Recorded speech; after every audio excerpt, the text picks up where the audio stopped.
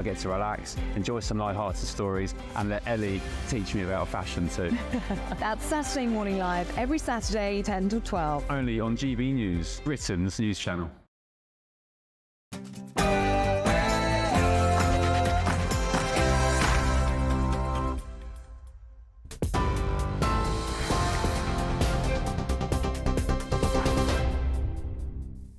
Good evening. The top stories from the GB newsroom. An Israeli Special Forces officer has been killed during an operation in Gaza in which 4 hostages were rescued.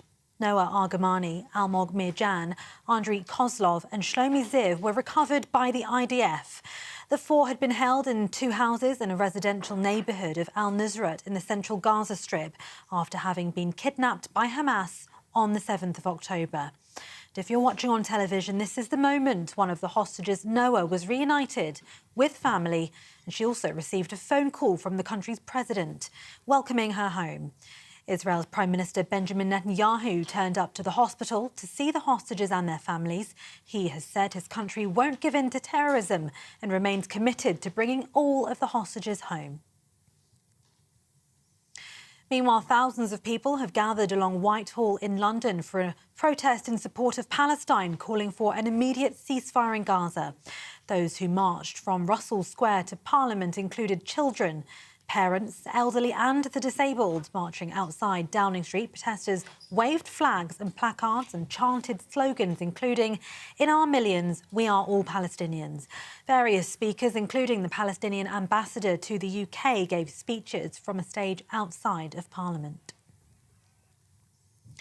In other news, Penny Mordaunt clashed with Angela Rayner over issues including NHS waiting lists and the economy in a televised debate last night. Both were reprimanded for speaking over one another, whilst Ms Rayner received applause after claiming former Prime Minister Liz Truss had crashed the economy. Keir Starmer confirmed this earlier this week. They are going to put up your taxes by £2,000. That's a lie. By £2,000 per working house. Penny Mordaunt, you're using a figure that's been criticised by the UK statistics watchdog. Costings and Labour's Why don't you stand by your record? And you'll record levels of taxes on working people. 26 separate tax hikes in the last Parliament. As you just heard, Penny Mordaunt was criticised for repeating the claim that Labour would increase the taxes. Sir Keir Starmer now says Labour's manifesto is complete and insists there'll be no tax surprises. Well, we finalised our manifesto yesterday, which was a great moment because at the end of the meeting it was acclaimed by everybody in the meeting. And, you know, good manifestos are those that tell a story about the country, and those that succeed. Everything in our manifesto won't be any surprises on tax. All of our plans fully costed, fully funded, and none of them involving tax rises over and above those that we've already set out. The Prime Minister received a warm welcome on home soil this afternoon as he continued campaigning ahead of next month's election. Rishi Sunak visited the gardens at Auckland Castle, where he spent time meeting with volunteers. He also spoke to people at a village fete in Great Ayton and North Yorkshire Village in his Richmond constituency. It comes after Mr Sunak faced criticism for leaving a D-Day memorial event early. Labour has now criticised the Prime Minister for, quote, ducking the cameras and dodging media questions on the campaign trail today. Part of London's ultra-low emissions zone could be scrapped if the Conservative Party wins the next election. Senior Tories say they'd table a backing drivers bill, which would reverse the London Mayor's controversial ULEZ expansion and rule out any blanket 20-mile-an-hour zones. The party says the plan would protect drivers from what they call the draconian policies of local Labour politicians. Latest figures show that 95% of vehicles in the capital are compliant with clean air standards. That's up from 39% in 2017. In other news, more than 2 million cats across England are unregistered just days before a new law takes effect. From Monday, all cats will need to be microchipped before the age of 20 weeks. It's hoped that this new requirement will cut down on the number of lost pets and discourage thefts. But the Cats Protection Charity says more than 2 million felines remain unchipped, and they're now urging people to act quickly to protect their furry friends. And veteran film star Dick Van Dyke has made history as the oldest ever winner of a Daytime Emmy Award. The 98-year-old star of classics, including Mary Poppins, took home a trophy for a guest appearance on the long-running soap opera Days of Our Lives. He joked that he'd been playing old people for his whole career, and he said winning the award tops a lifetime of 80 years in the business. For the latest stories, sign up to GB News Alerts by scanning the QR code on your screen or go to gbnews.com/alerts. Now back to the Saturday 5.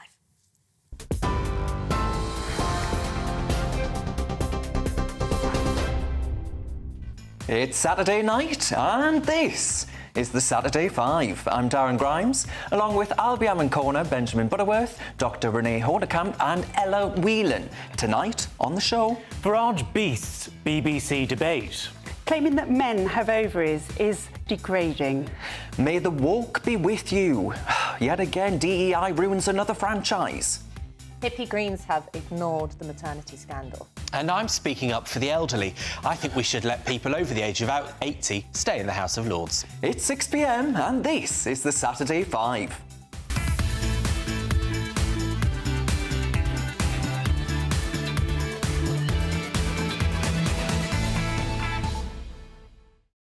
A very warm welcome to the Saturday 5 with me, Darren Grimes. Order is restored. I'm back and ready to make, well, more noise than Penny Mordaunt and Angela Rayner.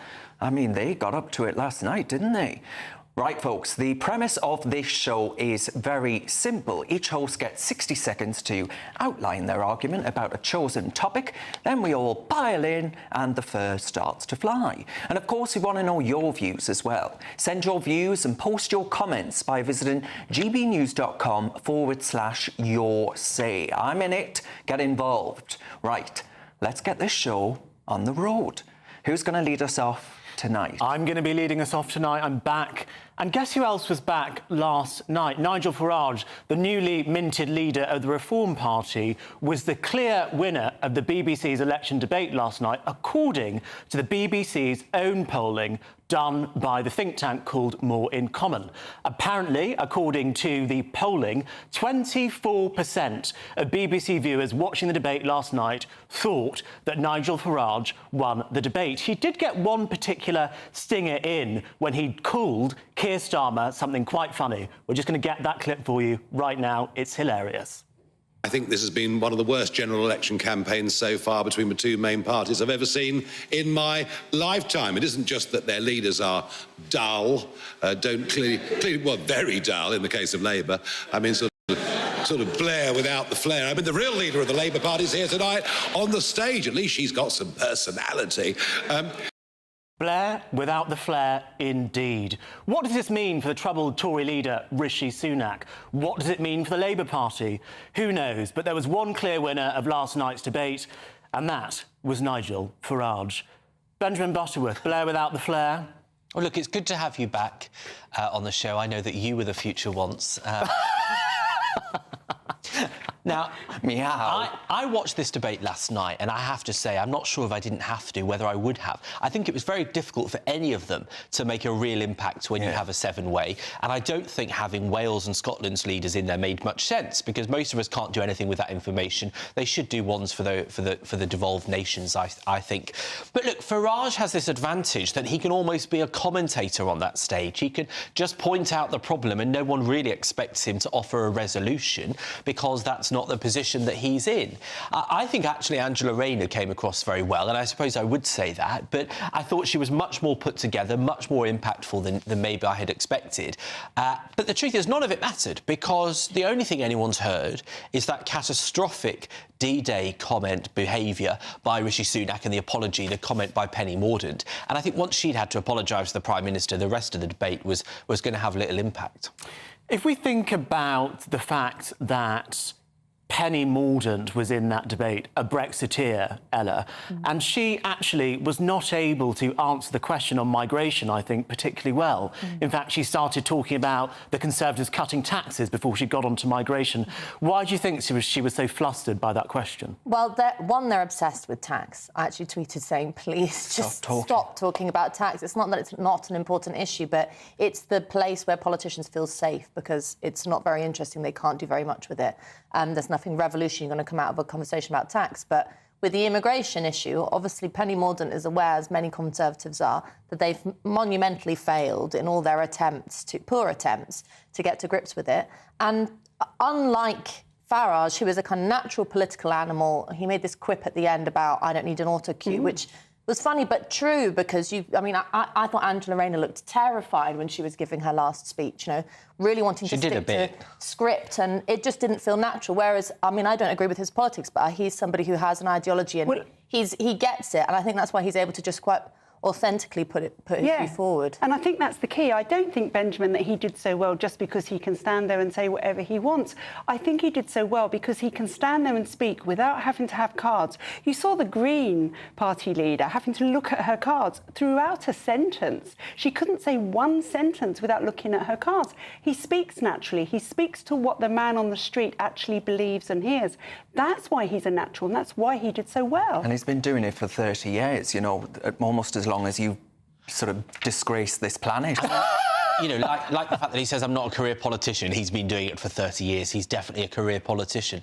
But, I just also wonder whether there's something else in this, which is that is the ability of them to perform on a stage like that, is it not a mistake that we make so much judgment on whether they'd be good at running the country, on whether they have fast quips on a debate stage? Haven't we seen that with the likes of Boris Johnson, who's clearly a brilliant debater, but wasn't qualified for the role of Prime Minister? But I think it's not just the performance aspect, it's that and again, I really, for example, I was really angry that the only rebuttal to him was Stephen Flynn calling him a bigot. It was just this useless. It plays exactly into Farage's hand.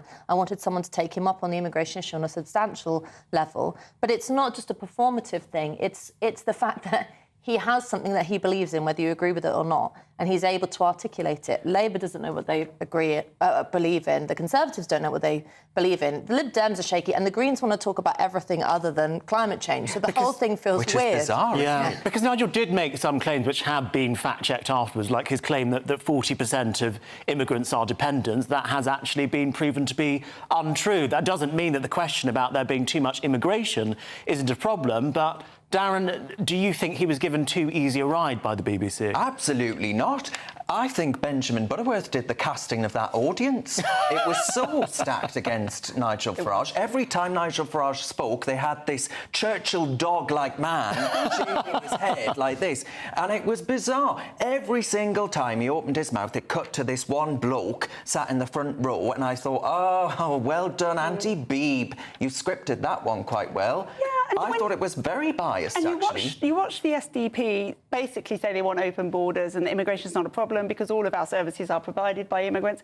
And the audience went wild with applause. That is not the view of every man on the street. And then the polling, as you've just mentioned, Albie, said, oh, he won the debate. Well, you wouldn't know that judging by the audience. But does it matter about what the audience think if we see the polls and actually 25% of Brits watching it thought Nigel won, 19% thought Angela Rayner won, and then the rest were really away with the win? I think it influences people hearing the applause. I think people watching will be influenced by it. The thing that struck me was that nobody interrupted him. Michelle Hussein didn't interrupt him once, and she was interrupting other people. All the rest of the politicians were silent. He just got these long times to give his sort of manifesto, which is, I think, because nobody has an answer to it. I think it's because they wanted to sort of pretend that he wasn't there. I think Penny Mordaunt was basically told to just ignore him. Wow. I do. Like, to just isolate him, let him rant on a bit, but don't actually argue in any substance. Benjamin, was there anything that Nigel said in the debate last night that you thought was a decent point? Benjamin said, get him out. Not that I can recall, no. Turn back the boats. But, stop and search? I just think these things are pretty pointless. I don't think it'll have much impact on the election. And, I think some of the politicians rather like the ego of it. I just don't think they will affect the result. But look, you know, I think one of the notable things is what Ella just said, which is that Penny Mordaunt didn't rebut Nigel Farage at any point. And I thought that was clearly an intentional strategy because they're terrified of him. Do you think... I actually think Rishi Sunak, Albie, should have done last night. I agree. I agree. Given the backlash to the D-Day comments and all the rest of it, I think he should have said, right, I'm going to take the bull by the horns and actually say to the public, you know, you're all tuning in for this debate to find out what the Conservative Party's standing for. I owe you an apology for what happened yesterday. That's almost a very kind of Alistair Campbell, Tony Blair strategy. If you do something wrong, sort of go out in the media and kind of the masochism strategy. I actually think that could have worked for Rishi Sunak last night because really, at this point, after a gaffe that big, being 20-plus points behind in the polls, he has got absolutely nothing to lose. All that happened last night was that Penny Mordaunt went out there looking fantastic, and look at that amazing hair, as she did, and we'll talk about that later on. But it almost looks like Rishi Sunak is too scared to engage with the public, which is not a place where the Prime Minister should be. All right. Just to point out, he's refusing to do any interviews all weekend. So, you know, I think he is afraid of the public now. OK, well, now, I'm going next. I've decided, all right? You'll just have to deal with it. But I'm going from the political galaxy to a galaxy far, far away. Because actually, well, it's the woke be with you these days, not the force be with you. And Star Wars, you know, it was the one thing as a kid that brought me and my brother together pretty close, and I love it with all my heart. But ever since Disney took it over, this diversity, equity and inclusion has run rampant throughout it. And actually, we've had the actress from the latest Star Wars spin-off, a series on Disney, actually saying that making white people cry was actually what she wanted to do. Have a listen. When people watch The Hate U Give, what do you want them to walk away with? Because I know everyone has a slightly different feeling. Well, I mean, white people crying actually was the goal.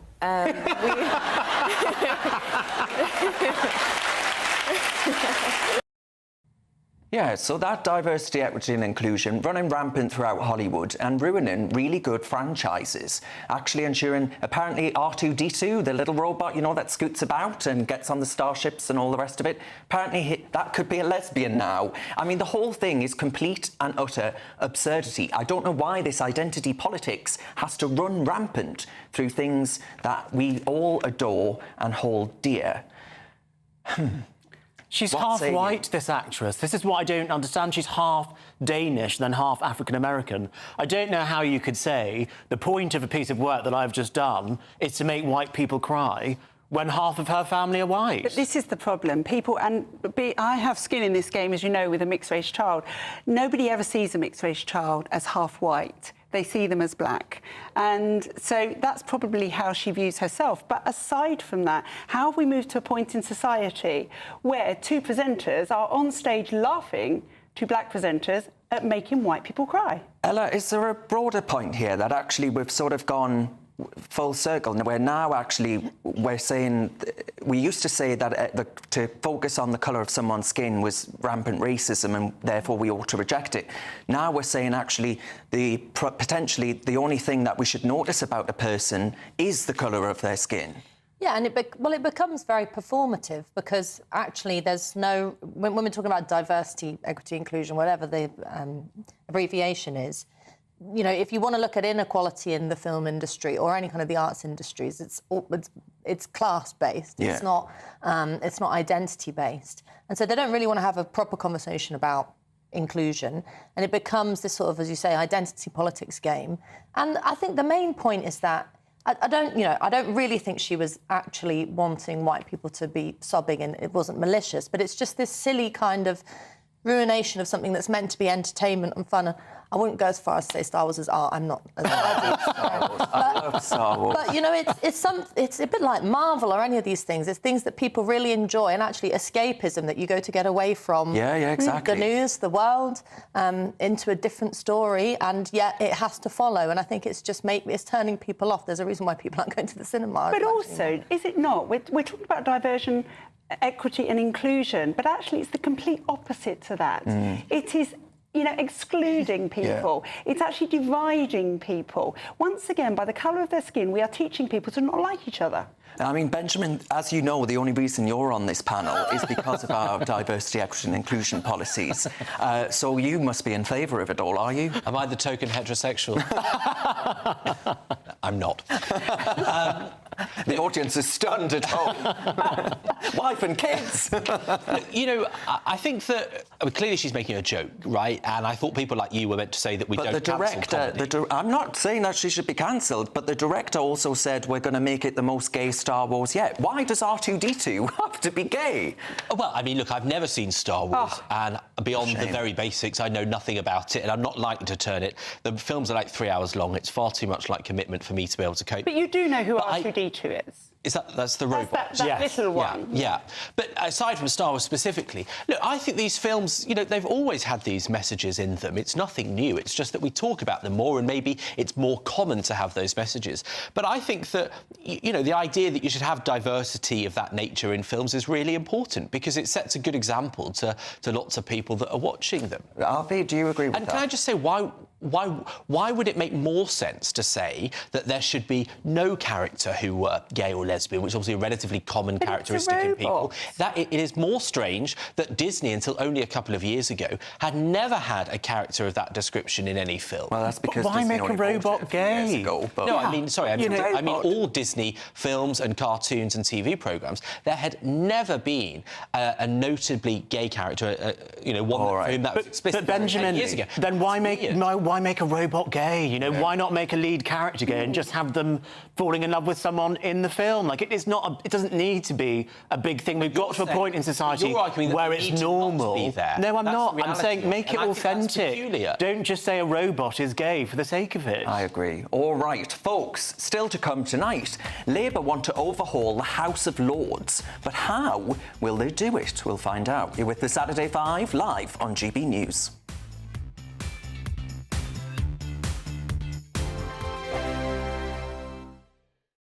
This is GB News, Britain's news channel.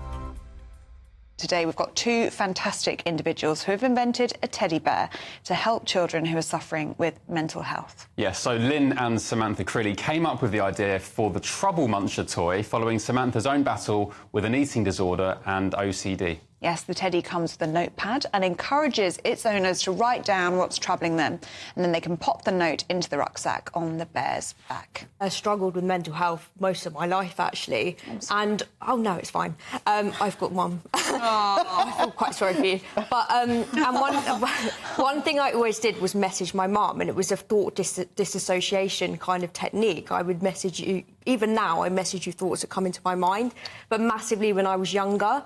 And I thought, what happens if you're younger and you don't have this? Yeah, and I think in today's technology-fueled world, I think we go back to basics, and it just helps them to process by writing it down. Everything's so instant these days.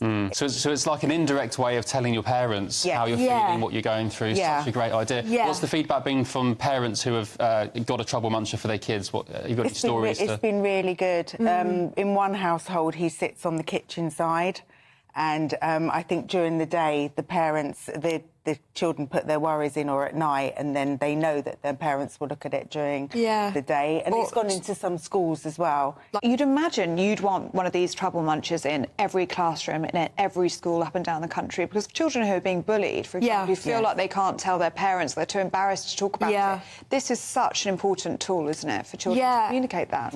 Yeah, well, you were saying Mum's a mental health counsellor, and you had a young child who had Snapchat AI.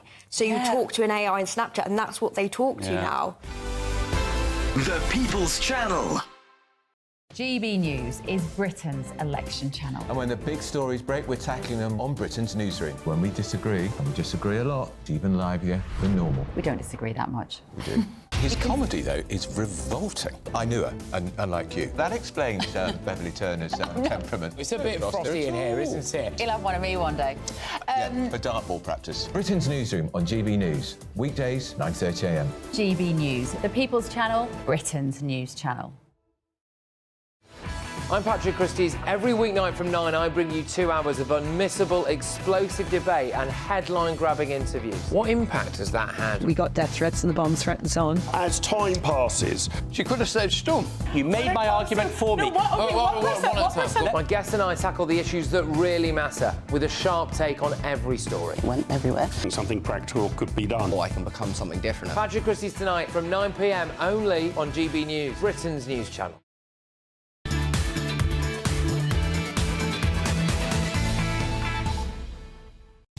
Welcome back to the Saturday 5. As always, cheers very much for all of your messages about tonight's topics. Now, Alan has written in, it's the first thing he says on that debate last night. It's the first thing the BBC have got correct. You'll be putting me out of a job. Nigel Farage won by a mile. He's the only sensible one and the only one with any practical ideas. Helen says, what? I've just nearly choked on my tea. Did Benjamin Butterworth just say he was sticking up for the elderly? Yeah, you'll find out more about that in a second. He's not sending you to Rwanda anymore. And John says, I don't need the autocue was a brilliant line. And then Dickie has written in and says, DEI stands for Dead End Initiatives. Well, there we are. Ooh. Now, though, it's time for our next debate. It's Benjamin. It is, and I am here to speak up for the elderly, as I do most weeks on this programme. Labour is proposing an age limit for people that can be a member of the House of Lords. They're saying that when you get to the age of 80, you should lose your post or at the end of the parliamentary term. This is in a bid to deal with the fact that we have just shy of 800 members of the House of Lords, and some of them hardly attend and contribute to public life. Now, look, usually I'm all for the elderly leaving their posh houses to the rest of us. But on this occasion, I can't help but think, doesn't it undermine the point of the Lords? The idea that you have wisdom and experience against some of the whippersnapper careerists that go into the Commons and so often don't have much to contribute to national life. So actually, here is where I would say I disagree with the Labour Party's proposal. I think the idea that you have Baroness Owens, who's that 20-something-year-old, 29-year-old, who is Baroness of Alderley Edge. I was livid she got that post, because I'm from Alderley Edge and was hoping I'd get that title. But she would be there for 50 years, but someone who's just retired from, I don't know, running M&S, for example, could be gone in a few years. Darren, you're just after some Percy Pigs with that line. Yeah, that's true. Darren, what do you think? I don't agree with it either, actually, but because I don't agree that the House of Lords should actually be a thing. No. I would abolish the House of Lords, to be honest. I think that it's an anachronism of the most grotesque distortion of democracy, really. Well, it isn't democracy, it's quite the opposite. I don't think it works. I think increasingly it's stacked full of cronies. By the way, mentioning cronies, I think Rishi Sunak stacking the House of Commons with so-called Conservative safe seats from number 10 advisors, those people aren't fit to run a bath, never mind the country, never mind being put in positions of power.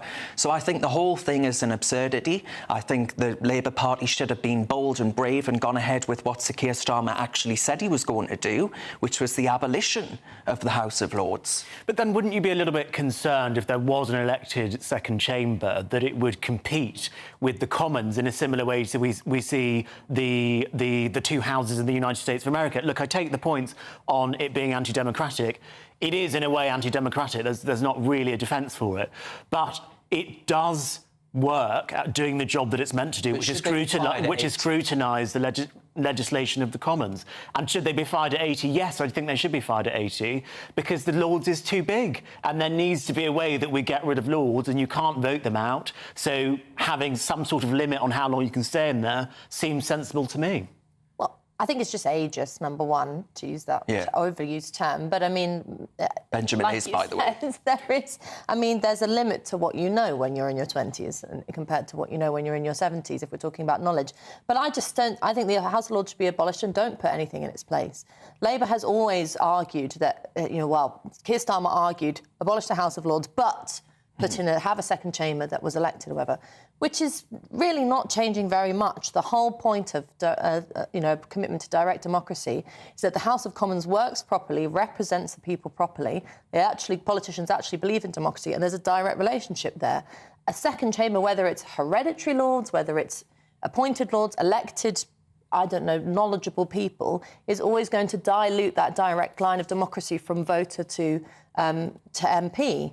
And so no one actually has the stomach to argue properly for democracy. It's always countered by a second chamber. Do you not think, if we look at the past 2 weeks, where both Labour and Tory have had lots of workers, party workers, parachuted in to be politicians, would you not be in danger of having politicians, you know, in all the worst ways, just filling up the House of Lords? Whereas now you have people who have, you know, had remarkable achievements in business and in other lines of work, like the arts and stuff, that would never put themselves forward for election. And failed prime ministers like David Cameron. I mean, you know, it's them. I'm not suggesting that there aren't people in there. My boss at the Academy of Ideas, Claire Fox, is in there, and she's brilliant. But I'm not suggesting there aren't people in there who don't have knowledge to contribute to a political debate.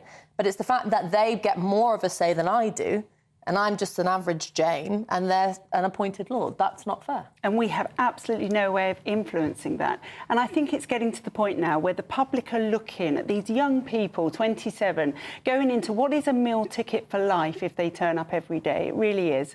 And what does a 27-year-old know? Honestly, I didn't know who I was till I was in my 30s. Even now I have my doubts. So, I mean, I think it's ludicrous, and I think the public are slowly becoming more and more tired of it. So I don't think we should retire them at 80. I think we should just retire them all. Well, I don't understand how the Labour Party have the position of saying a 16-year-old is old enough to vote and know, well, things like their sexual identity, gender identity, rather, and things like that. And then also an 80-year-old is too old, right? It seems that there are two extremes. But it's a way to bring down the numbers of lords and ladies in the House of Lords. That is the function of this policy. Why don't they just stop filling it with their cronies? Yeah. Well, that is another way to do it, but the point is the incentives once you are... His political options are running out. Don't be horrible. Benjamin Butterworth, you just said you wanted to be the Baron of Oldley Edgerman. I think Baron Benjamin Butterworth has got a great ring. The point that I was making is that the incentives, once someone is the leader of a party or becomes the Prime Minister, to fill the Lords with people that are going to vote through your policies, are there. Keir Starmer will do it. He might say he wants to do all of this... He wants to say he wants to do all of this stuff to kind of reform the House of Lords. He will fill it with his cronies. So a way to reduce the number of Lords at the top end is to have an age limit on it. And really, why do we want 80-year-olds to be doing this really quite hard work of scrutinising legislation? I think a term limit would be a better idea. But the problem with that, so you have to be reappointed after, say, 10 years,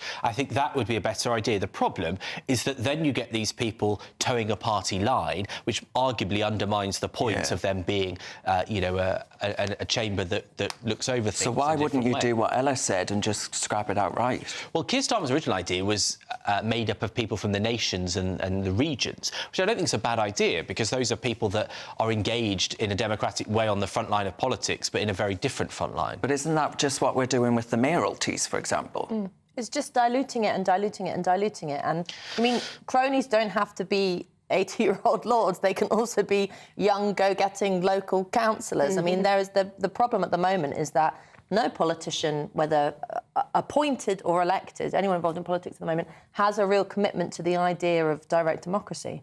So if you don't have that, you always have a problem. But do you fundamentally think that unicameral political systems are better, which is when there's just one house, by the way, are better than the ones where there are two different scrutinisation chambers? You know, Norway, for example, I think is one example of a country where they just have one chamber. Do you think democracy works better in Norway than it does in the UK or the US? Well, it's not an automatic fix. Obviously, you still have the issue of the fact that the parties at the moment aren't serving the people that they are meant to represent. But it's a bit like the Brexit issue. The reason I was in favour of leaving the European Union was simply because it would allow us to put more direct pressure on our elected representatives here.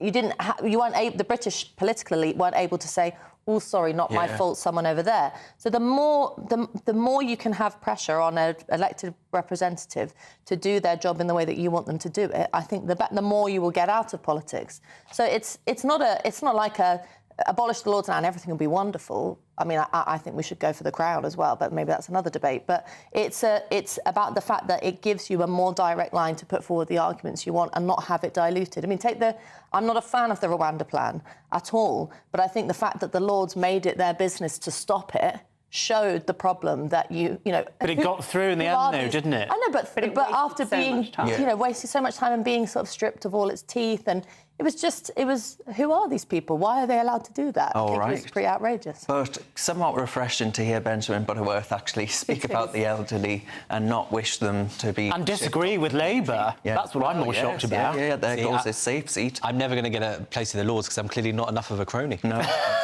Right, still ahead, folks. The Green Party have quietly removed a rather big policy from their manifesto that no one is talking about. What could it be?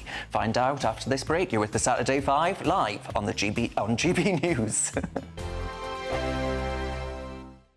Hello, here's your latest weather update from the Met Office for GB News. The weather stays rather mixed across the UK over the next few days, a mixture of sunshine and showers, and staying quite chilly for the time of year too. The cool conditions are all down to a northerly airstream, low pressure anchored towards the northeast of the UK, high pressure out towards the west, and that's generating that northerly flow across all parts. So looking at things in more detail for this evening and through the overnight period, we'll see showers towards the north and northwest of the UK, quite blustery winds, so many of those showers rattling through quite quickly. The rain giving way to more persistent outbreaks as we head into the early hours of Sunday, particularly across Northern Ireland and the southwest of Scotland, whereas across England and Wales the cloud tends to melt away, so it will turn quite chilly here by Sunday morning. In fact, in rural spots, we could see temperatures into low single figures, giving a touch of grass frost in one or two places, pretty unusual for this time of the year. Looking at things in more detail for early on Sunday, and towards the northeast of Scotland we'll see a mixture of sunshine and showers, quite a brisk northwesterly winds. Then we run into an area of more persistent rain across Northern Ireland, southwest Scotland, parts of northwest England, whereas elsewhere across England and Wales it's set fair, quite a chilly start, but there'll be plenty of sunshine around, and we'll hold on to some sunshine here, certainly through the morning on Sunday before cloud starts to increase from the north. Whereas across Northern Ireland we hold on to outbreaks of rain on and off through the day, and that rain slipping its way southeastwards across southwest Scotland into northern England and eventually parts of North Wales too.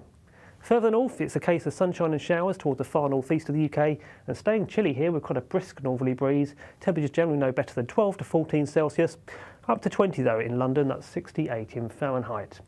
As for Monday, we'll see an unsettled picture across England and Wales, certainly through the morning.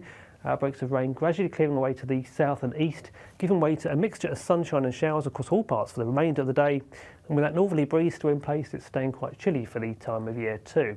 We hold on to a showery picture into the middle part of the coming week, and temperatures stay quite disappointing for the early part of June as well.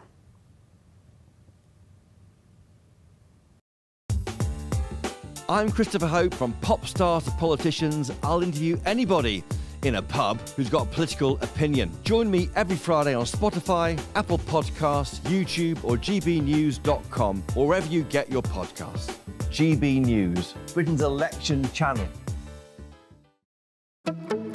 Good afternoon, Britain. Good afternoon, Britain. Weekdays from midday, we bring you the most compelling stories from across the United Kingdom. And why it matters to you. From your doorstep to our inbox. That's right, we want to hear from you. Good afternoon, Britain. Only on GB News, the People's Channel, Britain's news channel. Join me, Neil Oliver, every Sunday night at 6 p.m. on GB News. And if an hour is not nearly enough for you, go to gbnews.com for special extended episodes online every Friday at 9 p.m, where we can truly get into the nitty-gritty of what's going on. GB News, Britain's news channel.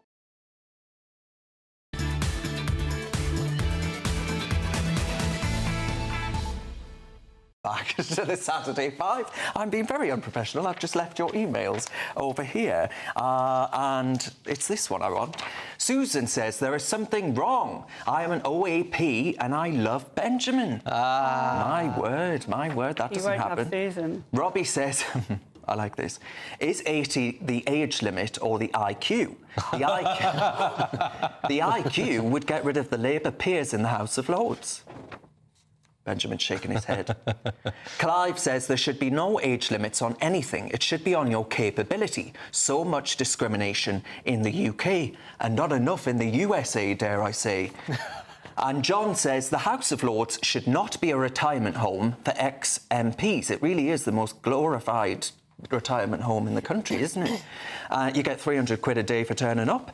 And Wayne says, get rid of them all and have a second house that the public vote for. And someone else wrote in and said, the Saturday 5, more like loose women. And then you've got Ella and Dr. Renee alongside. Loose women. I wish we were paid as much as loose women. Thank you very much for your emails. Continue bringing them in. Ella Whelan is up next, your first time, a newbie. Yes, and I've picked an issue that's only relevant to 2 people on the panel. But anyway, here we go.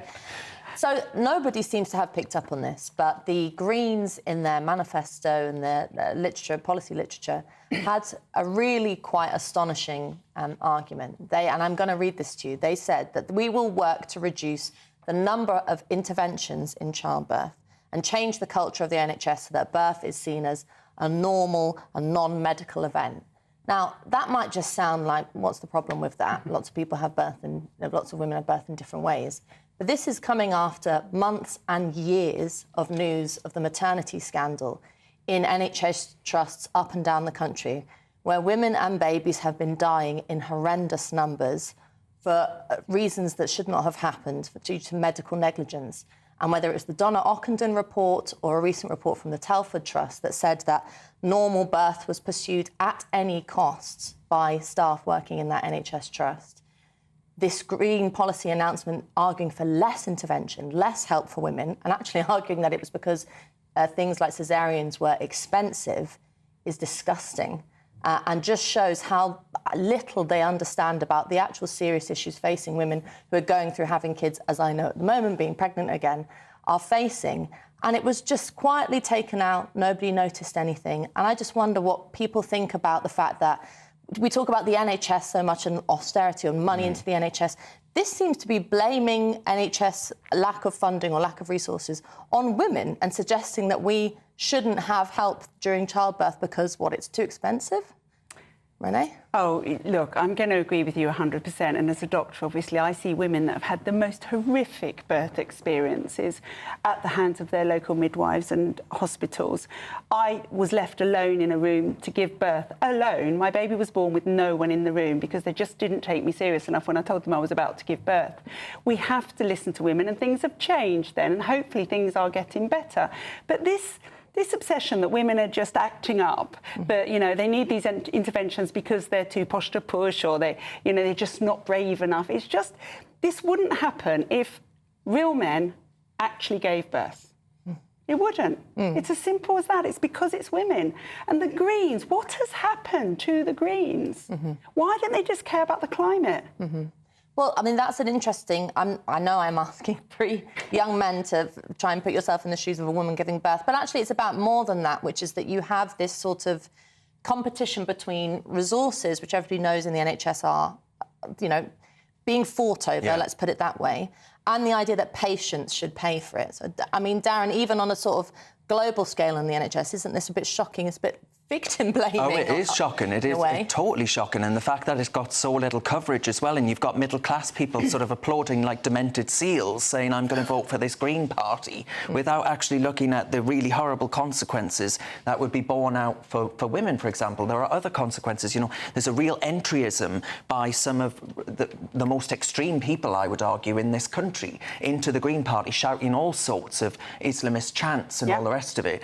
And I think actually we need to talk about why they're doing this, and that to me is because the NHS model automatically requires rationing because there are finite resources within that model itself. I don't think any woman should have to go without and be put through immense pain, unimaginable pain and suffering, and actually the baby as well, in order to appease what... I don't really understand what they're trying to appease. This is the crux. What Emma just said about patients being up against rationing, this is why we need, as a country, in the NHS, to have a conversation where we say, look, guys, this is how much money we've got. It's a lot. It's £180 billion. These are the services that we offer, because there's so much toot around the edges that we don't need, that isn't medical, and we need to say to people, what would you like us to do? Would you like babies to be safe? Would you like mothers to have the choice that they should have and keep their babies safe and forget doing varicose veins and whatever else? But I think in a roundabout and wrong way, that, I think, is probably what the Green Party were trying to have a conversation about, but they just picked the wrong service to try and say, we're not going to do this anymore. I don't agree with the policy, but I do agree with the question that you just raised, which is, do we need to have a conversation about what the NHS does and what the NHS doesn't do? The NHS absolutely should be providing absolutely all the help that mothers need during childbirth, but there does need to be a question about what don't we provide, and every time someone says what don't we provide, there are going to be these kinds of discussions that go on. I mean, the Green Party has said that they've removed this from their website, which is where it was found. Obviously, the manifestos will mainly come out this week. They say that they update it all the time and that they weren't sure it was there. I'm not quite sure how you accidentally come up with that policy. Well, yeah. Sorry. No, go on. No, I think the thing that we have to also understand is that, and maybe it's because I'm thinking about this all the time, is that this isn't just a resources issue, it's also an ideological issue. I mean, I think the Green Party want women to go in a field and squat, basically. There's been an infection of sort of hippie mentality around childbirth. It's not just down to the Green Party, but is in midwifery in general.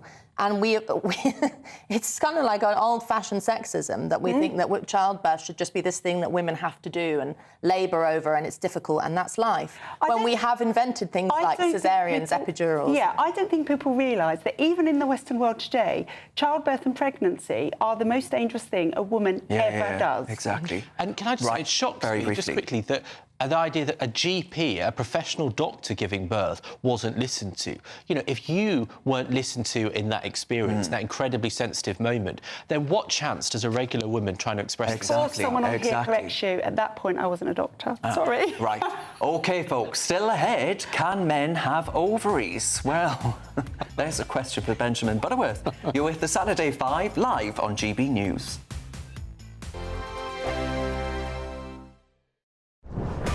This is GB News, and we are Britain's election channel.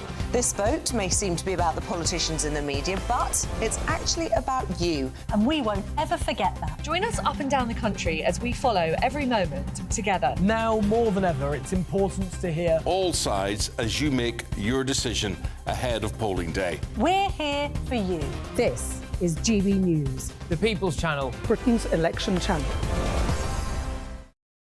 Nana Queer, weekends from 3 p.m. Angela, what's on the menu?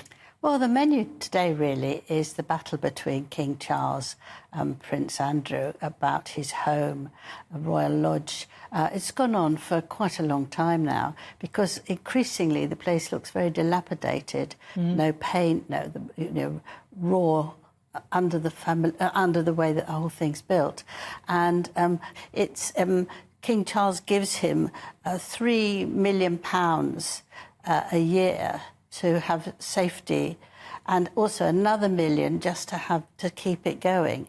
And it costs about £400,000 a month to keep the place going. Really? So it is ridiculous that he's there. And I think it's like anybody.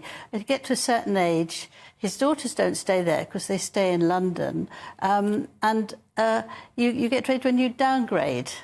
And it's not a big deal, it's not hopeless, it's actually gives you a fresh feeling.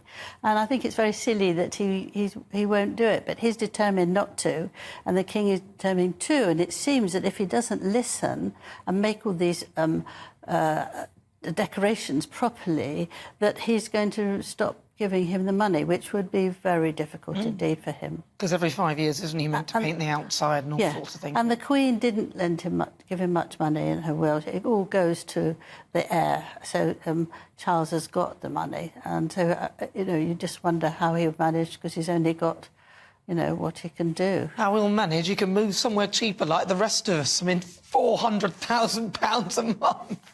Yeah. You could go to Frogmore Cottage, which is the offer. Yes, exactly. That's the offer. And it's all been very decorated. Apparently Meghan did it very nicely. It's much smaller, but it's also very carefully guarded. So he should be able to do that. The People's Channel. Hi there, I'm Michelle Dewberry, and I'm going to take a second to tell you all about my show, Dubes & Co. We start off with the issues of the day. We then bring in both sides of the arguments. We get rid of the disrespect, and then you throw me into the mix. And trust me, I'll tell it exactly how it is. And then, of course, the magic ingredient, you at home. We mix it all together, and what have we got? In my opinion, the best debate show in town. Monday to Friday, 6 till 7 on GB News, Britain's news channel.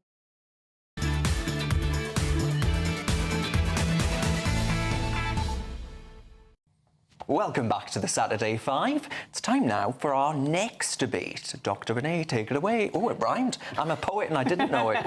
Thank you. So, Claiming that men can have ovaries is not only degrading to women, it's also dangerous. This week, the charity Ovarian Cancer Action decided to kick off Pride Week, Lord knows why, they're an ovarian cancer charity, by asking the question, can men get ovarian cancer? They followed it up, because it needed some explanation, obviously, to say that anyone with ovaries, regardless of their gender identity, can be at risk of ovarian cancer. I won't bore you with the rest about genes. So you get the idea. We need to now think about men and whether or not they get ovarian cancer. I'm sick and tired of this gaslighting of women by making them buy into a delusion and deny that there's anything unique about them. Women are unique. We're unique because we have ovaries. And from those ovaries can spring potential men and women of the future. And it's only the fact that they are women that they have ovaries. Now, if we boil this quote down, yes, of course, there are some women who decide to present to the world as if they are men.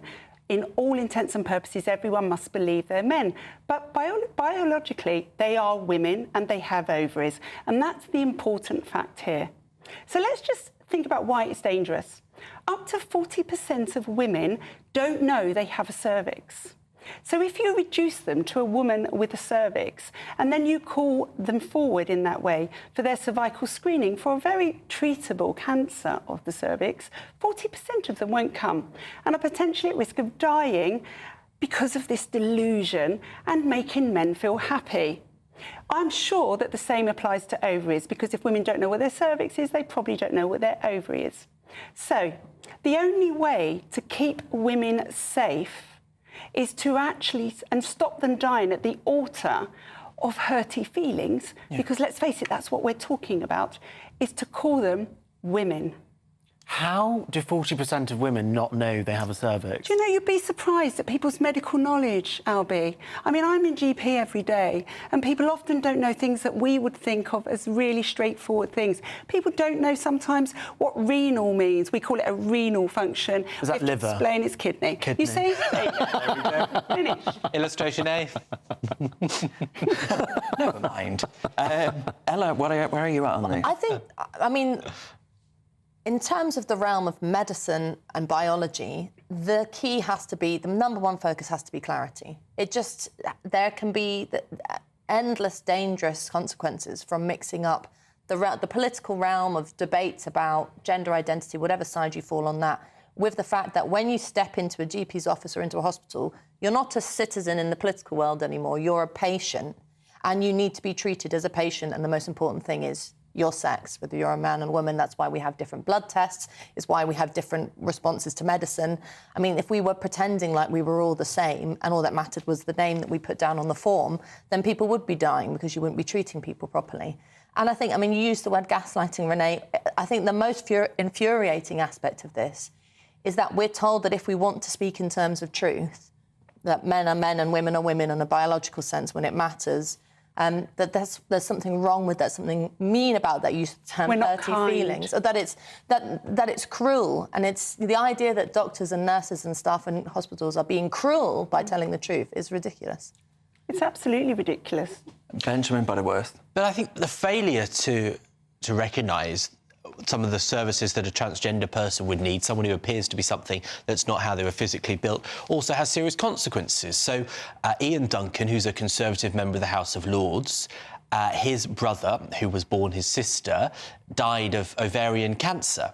And it was because they were not invited to have checks that was able to get out of hand for that to be possible. Okay. Because nobody was asking this person that looked like and was referred to as a man. Nobody had acknowledged the fact that they were physically a woman. Does that not back up what Renee I think you've just perfectly made the case. But they're not a woman, they're a man. No, they are a woman, biologically, and that's all that matters in medicine. And when biological women are allowed to have their medical notes changed so that the GP who sees them has no indication whatsoever that they are dealing with a woman who looks like a man and says that they're a man, why would that GP ask them about their ovaries? Why would they ask them if they had any symptoms of ovarian cancer?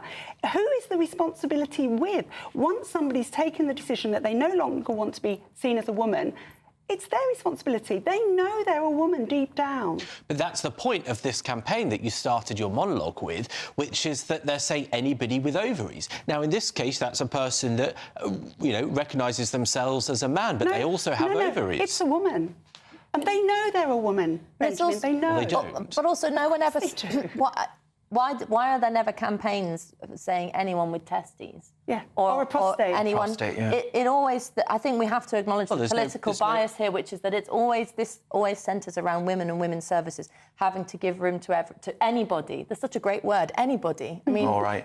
We're going to have to, unfortunately, leave that one there, but I think that could have went on, but thank you very much for that. Right, folks, there's loads more coming up on the show tonight, including compulsory voting, Penny Mordaunt's hair, and, of course, we'll be discussing Miss Alabama 2024. See you after the break. That warm feeling inside from Boxed Boilers, sponsors of weather on GB News. Hello, here's your latest weather update from the Met Office for GB News. The weather stays rather mixed across the UK over the next few days, a mixture of sunshine and showers, and staying quite chilly for the time of year too. The cool conditions are all down to a northerly airstream, low pressure anchored towards the north-east of the UK, high pressure out towards the west, and that's generating that northerly flow across all parts. So looking at things in more detail for this evening and through the overnight period, we'll see showers towards the north and northwest of the UK, quite blustery winds, so many of those showers rattling through quite quickly. The rain giving way to more persistent outbreaks as we head into the early hours of Sunday, particularly across Northern Ireland and the southwest of Scotland, whereas across England and Wales the cloud tends to melt away, so it will turn quite chilly here by Sunday morning. In fact, in rural spots we could see temperatures into low single figures, giving a touch of grass frost in one or two places, pretty unusual for this time of the year. Looking at things in more detail for early on Sunday, and towards the northeast of Scotland we'll see a mixture of sunshine and showers, quite a brisk northwesterly winds. Then we run into an area of more persistent rain across Northern Ireland, southwest Scotland, parts of northwest England, whereas elsewhere across England and Wales it's set fair, quite a chilly start, but there'll be plenty of sunshine around, and we'll hold on to some sunshine here, certainly through the morning on Sunday before cloud starts to increase from the north. Whereas across Northern Ireland we hold on to outbreaks of rain on and off through the day, and that rain slipping its way southeastwards across southwest Scotland into northern England and eventually parts of North Wales too. Further north it's a case of sunshine and showers towards the far northeast of the UK, and staying chilly here with quite a brisk northerly breeze. Temperatures generally no better than 12 to 14 Celsius, up to 20 though in London, that's 68 in Fahrenheit. As for Monday, we'll see an unsettled picture across England and Wales, certainly through the morning. Outbreaks of rain gradually clearing away to the south and east, giving way to a mixture of sunshine and showers across all parts for the remainder of the day. And with that northerly breeze still in place, it's staying quite chilly for the time of year too. We hold on to a showery picture into the middle part of the coming week, and temperatures stay quite disappointing for the early part of June as well. Looks like things are heating up. Boxed Boilers, sponsors of weather on GB News.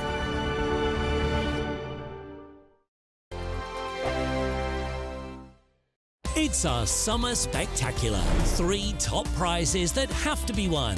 There's cash. £15,000 in tax-free cash to spend on anything you like this summer. Plus a brand new iPhone 15 with a set of Apple AirPods. And if that wasn't enough, we'll also treat you to some fun in the sun with £500 to spend at your favourite UK attraction this summer. For another chance to win the iPhone, treats and £15,000 cash, text prize to 63232.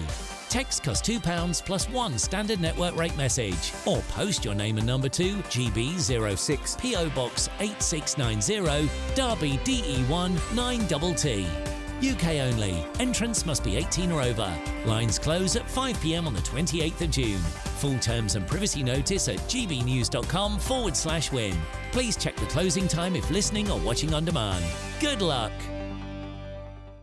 Mark Dolan Tonight. Weekends from 9 p.m. England's new patron saint, Gary Lineker, a man holier and more virtuous than Mother Teresa and Gandhi combined, strikes again.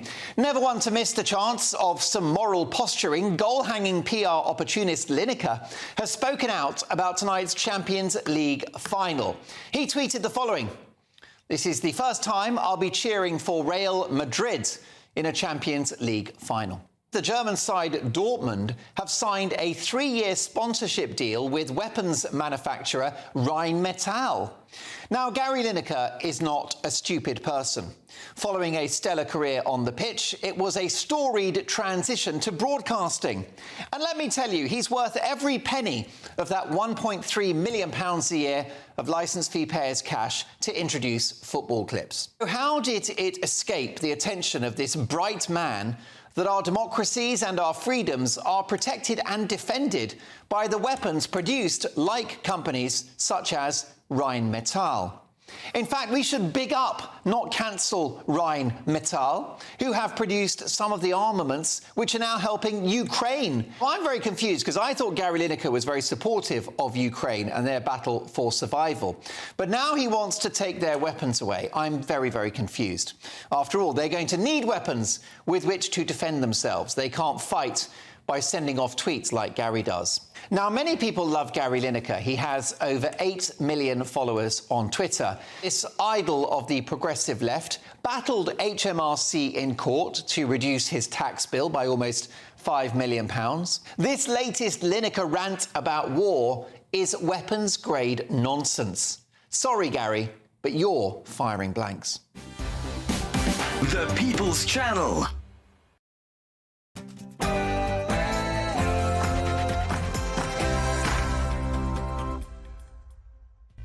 It's Saturday night and this is the Saturday 5. I'm Darren Grimes, along with Albie Amoncona, Ella Whelan, Dr Renee Hodekamp and Benjamin Butterworth. Plenty more to come tonight, including the Saturday Scrap. Ella and Albie are going head-to-head on whether voting should be mandatory. What do you think? That's going to get lively. It's 7 p.m. and this is the Saturday 5.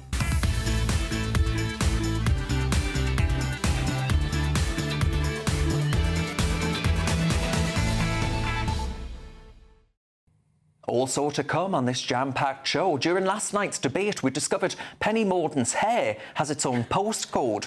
And Benjamin will be whinging on about something, I can't remember what. Then we'll be answering your questions in Ask the Five. Send them through to gbnews.com/your say. First of all, though, it's your Saturday night news.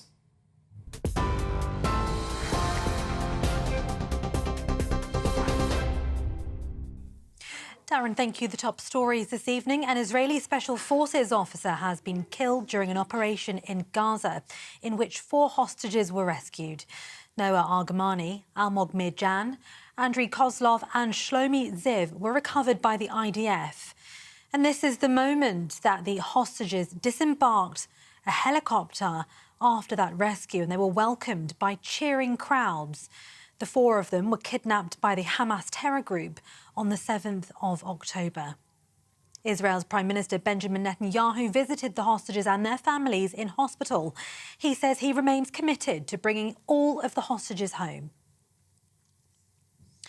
Penny Mordaunt clashed with Angela Rayner over issues including NHS waiting lists and the economy in a televised debate last night. Both were reprimanded for speaking over one another, whilst Ms Rayner received applause after claiming former Prime Minister Liz Truss had crashed the economy.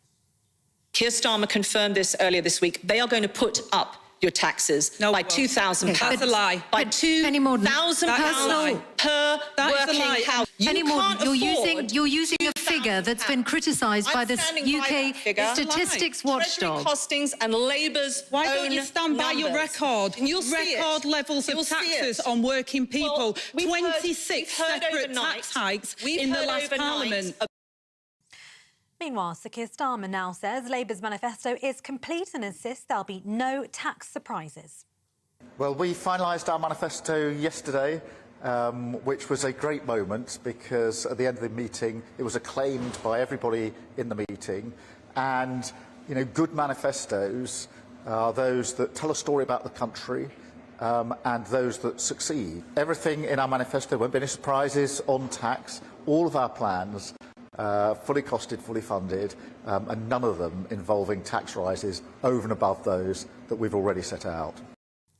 The Prime Minister has been criticised for, quote, dodging media questions on today's campaign trail as the fallout continues over his early return from D-Day events in Normandy. An opportunity for reporters to quiz the Prime Minister did not take place, as was originally planned today. Rishi Sunak did receive a warm welcome, though, as he visited the gardens at Auckland Castle, where he spent time meeting with volunteers. He also spoke to people at a village fete in a North Yorkshire village in his Richmond constituency. And Michael Mosley's wife says his family will not lose hope as the search for the missing TV doctor continues. An emergency helicopter arrived on the Greek island of Symi today as efforts focused on the mountainous terrain where he's believed to have been walking amid very high temperatures. The 67-year-old was last seen in CCTV footage in the village of Peddy on Wednesday. For the latest stories, sign up to GB News Alerts by scanning that QR code on your screen, or you can go to gbnews.com/alerts. Now it's back to the Saturday 5.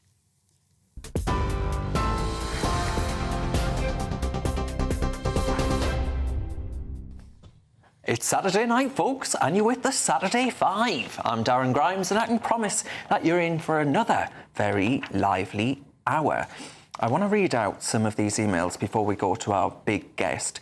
Vicky says, men do not have ovaries. With no uterus and a womb, it's not likely. I mean, Vicky speaks common sense, doesn't she? And Mark said, well, actually, I want to read this one out from Susan. Susan says, can men have ovarian cancer? That has to stop the most ludicrous statement I've ever heard. Men do not have ovaries. Stick them on a list to have a full hysterectomy, and I tell you what, they'll change their minds pretty quickly. I think Susan may well have a point.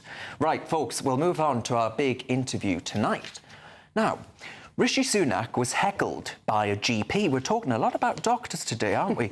For his handling of the NHS. But one man took it upon himself to go to X, formerly Twitter, to condemn the heckler. Christopher Snowdon wrote, "She's rattled.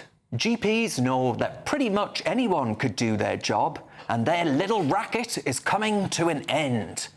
Well, I'm pleased to say that we're joined by Christopher Snowdon. Chris, a lot of viewers at home may well be in agreement with you, but some of them may well be saying, you sly little fox, GPs have had a hard time recently. Well, will they? I don't know. I mean, yeah, I've had a bit of pushback on this tweet, I must admit. I have to say that it wasn't 100% sincere. I do enjoy winding up doctors and GPs in particular because they're so precious and self-entitled, But there is a serious point there, which is this GP was complaining about physicians' associates, who are people that you can see in addition to seeing a GP or instead of seeing a GP. And look, we've got a shortage of GPs in this country, and that's not going to change anytime soon. And although GPs complain about being overworked and overstretched, every time anyone tries to do anything about it by giving more power to pharmacists to prescribe, for example, by having nurse practitioners, by having physicians' associates, they kick off. And it seems to me that they're just hoarding their power rather than genuinely caring about patient safety. All right. So, Renee, Chris is saying there that basically, well, I mean, he's not speaking too politely about you, maybe. Do you feel let down by Chris's rhetoric there? Do you feel that actually GPs really do have a hard time of it? Hi, Chris. Look, I have been super critical of GPs, especially across COVID, not seeing people by telephone. And I've fought all of the time that the option of seeing a GP face-to-face should always be with the patient. So you can see them by telephone if that's what they want, but if they want to be seen face-to-face, GP should step up and do that. And I have done that. So, I've actually walked the talk, as it were. In terms of power, believe me, GPs feel they have very little power in the scope of their work. We can't actually get anybody referred anymore because the hospital system is absolutely broken. We see as many patients as we can. We are absolutely snowed under by useless, wasted bureaucracy and paper all day long, and hospitals knocking things back to us that didn't need to come back, that we then have to do over and over again. But the joy for us is still seeing our patients. We are also inundated with patients who want to see us for their verrucas and colds. They could see the pharmacist for that. But guess what, Chris? They don't want to see the pharmacist. They want to see a doctor because they think that a doctor will give them more than a pharmacist can, even though that's not true. I mean, for me, I'd like anyone like your good self who wants to criticise what I do all day and cling on to my power to come and spend a day with me, and you might then feel differently. Chris? Well, firstly, it's nice to see a GP at the weekend. It's a very unique experience, I think, for most people in this country. You know, GPs used to... The idea that there's such a thing as a family doctor has just died away in this country. They don't work weekends. They don't do house calls, or certainly very rarely. You know, you can't get in touch with them after 6 o'clock. They have this appalling system by which you can only book an appointment if you ring them at 8 o'clock in the morning, at which point everybody else ring them at 8 o'clock in the morning and you've got an engagement. Now, that's not the government's fault. There's a lot of things that are the government's fault in this healthcare system. But remember, GPs are part still of the private system. They didn't want to be nationalised. They can decide. You know, we talk about power. They've got a lot of power over us. And it seems to me that they really exert it. And, you know, this 8 o'clock in the morning thing is like worse than living in the Soviet Union. You're queuing up for this kind of healthcare. I've got nothing against GPs. They do a great job. Don't get me wrong. And they do a very important job. But for things like verrucas, they shouldn't be going to GPs. I don't care whether people want to see a GP. They should be going to a pharmacist or a physician's associate. And I don't really understand why GPs are so against anything that's going to take, you know, alleviate the burden from them. Yeah, but you know what, Chris? We're not. But people don't want to go and see a pharmacist. That's what I'm saying to you. I did an emergency surgery last week. My receptionists are not doctors. If people say it's an emergency, they get put on my list. 3 young people under the age of 25 started the emergency consultation with, I've got a terrible cold.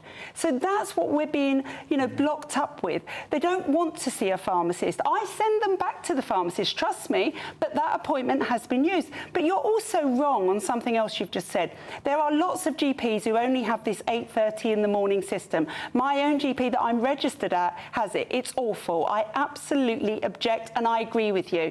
My practice, we do have that for an emergency on-the-day appointment. You'll be guaranteed to be seen that day. But if you want to make an appointment with me next week, you can do that at any time of day. Just phone reception, it will be made. So you're not absolutely right. Like anything, there are good GPs and there are bad GPs, but they're being tarred by you by their own brush. They're with one brush. And you're also telling us that our job is so easy that it'll be over soon. Well, it's a diagnostic job. So, look, as I said, I was kind of exaggerating for comic effect in that tweet. But the reality is, it is a diagnostic job. It is easy to see AI taking over a significant proportion of a GP's job. And that would be a good thing. In the same way, I think it's a good thing if nurse practitioners and physicians associates take over things like spotting verrucas, re-prescribing paracetamol, smear tests even. Why are GPs having to do smear tests? This could easily be done by somebody else. So sorry, you say this. A young woman has recently died because she saw 2 physician associates in the same practice who both said she had anxiety. She actually had a DVT and she died of a PE. So physicians associates, who get paid, by the way, about £58,000 a year, are not doctors. They have not been to medical school. And every company that has tried an AI system like Babylon has slowly gone out of business. You know why? Because you need someone who asks the right questions and listens. Well, look, GPs love this shroud waving of looking at instances where physicians associates have made a misdiagnosis. I put out a whole load of tweets if anybody wants to have a look at them, of GPs making misdiagnoses. People make mistakes. But the reality is that with nurse practitioners, to take an example where we really have solid evidence, there's very good peer-reviewed evidence, not only that they're as good as GPs, but actually better, that the patients spend more time with them, they feel they have a better treatment, and they're often better outcomes. So, I don't think GPs should be using these unusual instances and try to claim that these people who are pretty well qualified, albeit not GPs themselves, but are more than qualified for dealing with so much of what GPs deal with. And this is what I don't get about this debate. GPs are often telling me we are working on things that are way below our pay grade, that somebody else could easily do, that we have malingerers and hypochondriacs coming through the door. We get triaged. I'm glad that, you don't have this 8 a.m. system, but a lot of people watching this will be very familiar with this 8 a.m. system, right? And you have the receptionist who basically triages people. In other words, just asks them lots of personal questions that really none of their business. But the point of triaging is you can then send in the right direction. So you can get the people with the verrucas and who just need a repeat prescription, send them to somebody else, and people like you can deal with the more serious cases. All right, Ella Whelan. Well, I don't want to now start a war against pharmacists, But any time I've gone into a pharmacy and said, this, you know, I think this is more than just your average cold, they shake a bottle of Beecham's at you and tell you to get out. So I understand why people want to see a doctor, and particularly as you get up the age range, you know, there's this whole issue of older people playing down and making out like all they've got is a cold, when actually what they've got is the onset of lung cancer or something. So, you know, rather than just saying people should go elsewhere and we should parcel out these sort of the mean resources we have, Chris, what about, you know, the argument for hiring more doctors, getting more resources in there, making it a more attractive job, and also like to tackle the holier-than-thou GP kind of thing, which is you're politically a very good GP, Renee, particularly around the lockdown thing. But there is this sense that they're, like across the NHS, that they're saint-like and a lot of them are very precious. But what about just getting more of them in there? Why isn't that the solution, rather than saying people should go elsewhere? Well, it takes a very long time to do that for a startup. Yeah, or ideally there'd be lots more GPs, but that's not going to change overnight. This is the physician associates thing is a fairly short-term solution, but also, they do cost half as much. GPs are on well into six-figure salaries, and a lot of the time that is just for sitting around talking to people, and I think somebody else should be doing it. But Chris, a lot of people would be saying, screaming at their tellies maybe, saying, well, all these doctors are going off to Australia and all these other things, so it's right that we pay them these salaries to keep them in the NHS. Yeah, look, I mean, most doctors get into it for the money, and we need to find a way of channeling their rapacious greed in a way that benefits society. One example I would give, one very easy policy solution, if Wes Street is watching, listen up, right? At the moment, GPs get paid for the number of people on the books. They should get paid per appointment, in my opinion. I don't see any argument against this. For one thing, it means that you've got GP practices where they're massively oversubscribed. People are waiting weeks and weeks to get an appointment. The GP, the people running the surgery, the GPs themselves usually, they could employ another GP, but why would you bother if you're getting paid from the people on the books? Make it a per appointment. Sure, that's an easy solution. Benjamin, do you agree with that sentiment? Because there will be some people who are saying, hang on a minute, I call up at 8 a.m. and it's like trying to get into Fort Knox to get an appointment. I mean, look, I have a GP system whereby you fill in an online form that breaks down what your problem is, and I've always been able to get in on the day, so I think that's good. But do you know what? I don't want to disagree with Renee when she is sort of within swinging distance of me. But I do actually think, for example, I've had eye problems, as you might be able to figure out from the spectacles, and you can go to I remember I had an issue like a year or two ago, and I went to the optician for my eye test, and then they said, oh, you need to see an eye specialist and an optometrist. So then they have to write a letter to send me to sit down with my GP, who just looks at the letter and then goes, oh, yes, they wrote that, and then sends me on to the optometrist. I mean, that was a farcical waste of resources. Yeah. Why on earth did I need to see the GP to stamp a letter? I agree. Is this a system problem, Chris? Is this the NHS? Is it the NHS itself? Like, do other countries comparable to us have are they mired in all of this bureaucracy? Well, every country obviously has the kind of the front line of the healthcare system. We've got an exceptionally state-run NHS, healthcare system, the hospitals and all the rest of it. Well, we've got this weird anomaly where the GP practices are private, which normally I would be very much in favour of. The thing is, they are private companies, and there's no desire whatsoever amongst GPs to be nationalised, but they're private companies with effectively one customer, right? Me and you, we're not really the customers. The customers is the NHS. So go back, for example, and we've been harping on this 8 a.m. thing a little bit too much, perhaps, but it's quite a good example, actually, of how bureaucracies get round and diddle targets. Tony Blair, years ago, introduced a target for GPs seeing patients on the same day. And so the GPs just said, well, in that case, we'll introduce a system where people have to ring up at the beginning of the morning and we'll get them in the same day, rather than having it the day after, which people were quite happy in the past to ring up at 3 p.m. Can you get me tomorrow? Yeah, great. No, now we're all on the line at 8 a.m. So it's a private system, but with one client, and the client effectively makes it. And Renee, a lot of people are saying that, mind. A lot of people are very frustrated with the fact that they say, I'm paying all this money. A lot of it's going into the NHS, and I cannot see a doctor. Well, so what I want to answer that, and I was just about to say this, is that what people don't often understand is that GPs each day see 90% of the NHS contacts that go on, and they get about 9 to 10% of the overall budget. So we're seeing most of the patients for hardly any of the budget. More than 1 million people a day. Are you saying GPs are underpaid? Is that what you're claiming? GPs are underpaid?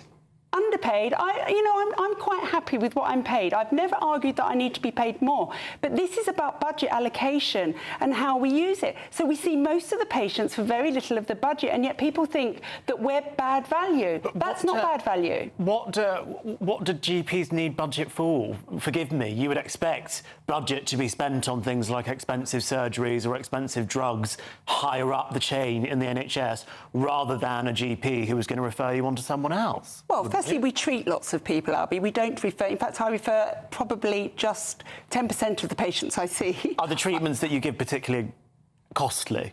Well, it's not the treatments we're paying for. You've got to pay for me. You've got to pay for the admin, the backup, the receptionist, running it, the building, everything. All right, Chris, final word to you there, because I tell you what, some of these receptionists in these GP surgeries terrify me, put the fear of God into us. I mean, these British people that are walking up to the reception desk and saying, oh, maybe I've just got a little cough, because, stiff upper lip and all that. Maybe they're really ill, but... I don't think receptionists should be triaging people. They're not medically trained. They could miss things. I don't think they should be triaging. So, Chris, final word? I agree, but at the end of the day, GPs basically are middlemen and middle women. And a lot of the time, they're just dishing out penicillin or aspirin to people who shouldn't even be in the place in the first place. Or, come and spend a day with me, Chris. You go in with a bad back, they go, I'll send you to a back specialist. You go in with a bad knee, I'll send you to a knee specialist. It's not true. You obviously don't know what goes on. A lot of the work that they're doing, you clearly have no view. You clearly have no idea what goes on in a GP surgery, and it isn't that, I can tell you. All right, OK. Right, we'll leave it there. Christopher Snowdon, thank you very much for your time there. Now, folks, that was a spicy one. Still to come tonight, our Ed Davey, do you know who that is? Our Ed Davey stunts, he's leader of the Liberal Democrats, just cringeworthy, or do they serve a purpose? And how is Penny Mordaunt's hair breaking the internet? But next, it's about to get lively as Albie Amankona and Ella Whelan go head-to-head on whether voting should be made mandatory like it is in Australia. Yep, it's almost time for the Saturday Scrap. You're with the Saturday 5 live on GB News.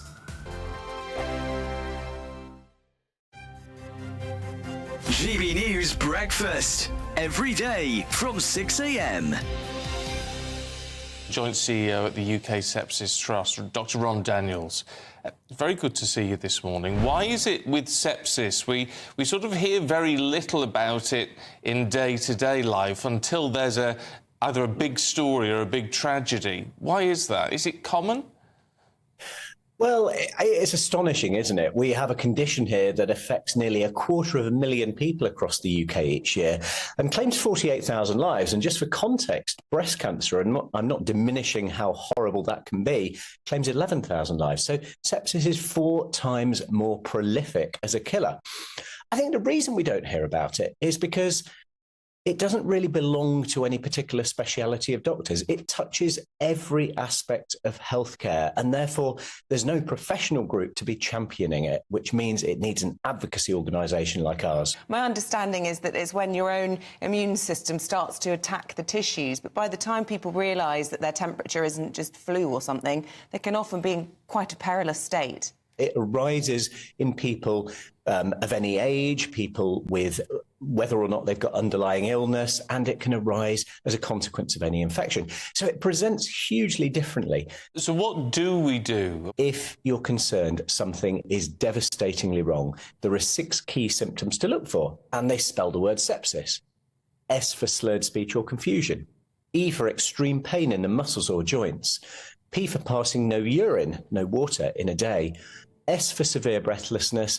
I for it feels like I'm going to die, and people really do say that. And then the final S for skin that's mottled or discoloured or very pale.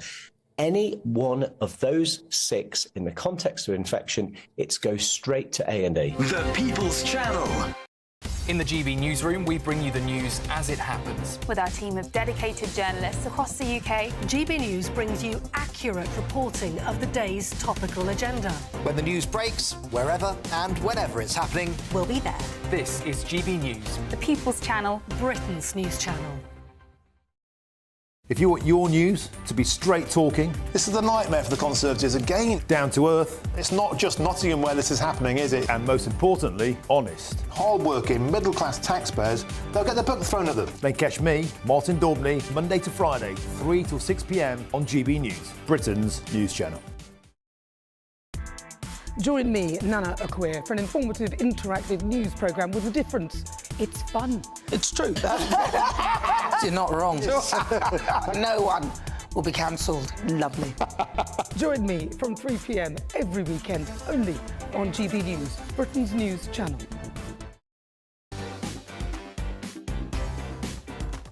On Mark Dolan tonight, I'll be dealing with the shocking hypocrisy and double standards of comedian Stephen Fry. In the big story, what has happened to missing BBC star Michael Mosley? I'll be asking one of the country's top detectives. And my Mark Meets guest is Blue Peter and Most Haunted presenter Yvette Fielding. Plus the papers and my top pundits. We're live at 9.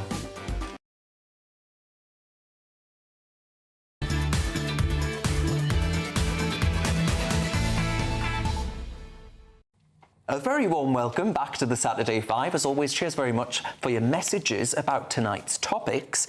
Grumpy Grandad has messaged in, and no, it's not me. Same old problem, too many people to deal with. You had none of these issues back in the 60s. Population crisis. And Marie says the hospitals are overwhelmed because doctors don't see you. I agree with Chris. Most doctors tell you to ring at 8 a.m. And Kez, though, says it's not GPs that have the power, it's their receptionists, and as I said, they terrify me. And Pauline says, in capital letters, mind, Pauline serious, we have to ring 8:30 a.m. to get a same-day appointment, but when you ring dead on 8:30 and was 28th in the queue, by the time they answer you, it's too late. What are you meant to do then? Can I ask a question? Why is it that GPs receptionists are so often so intimidating? I don't know. I mean, mine aren't. They're lovely, but then they don't triage people. They wouldn't ask you what was wrong with you. They'd just... Well, you say that, Renee, but I bet if I turn up at your surgery, they'll say, what are you here for? A verruca? Get out of my shop. I wish they would. I wouldn't turn up for a verruca, by the way. I don't actually have a verruca. But anyway, moving swiftly on. Yeah. You can have a check later. Now, though, it's time for tonight's main event. I thought that was the...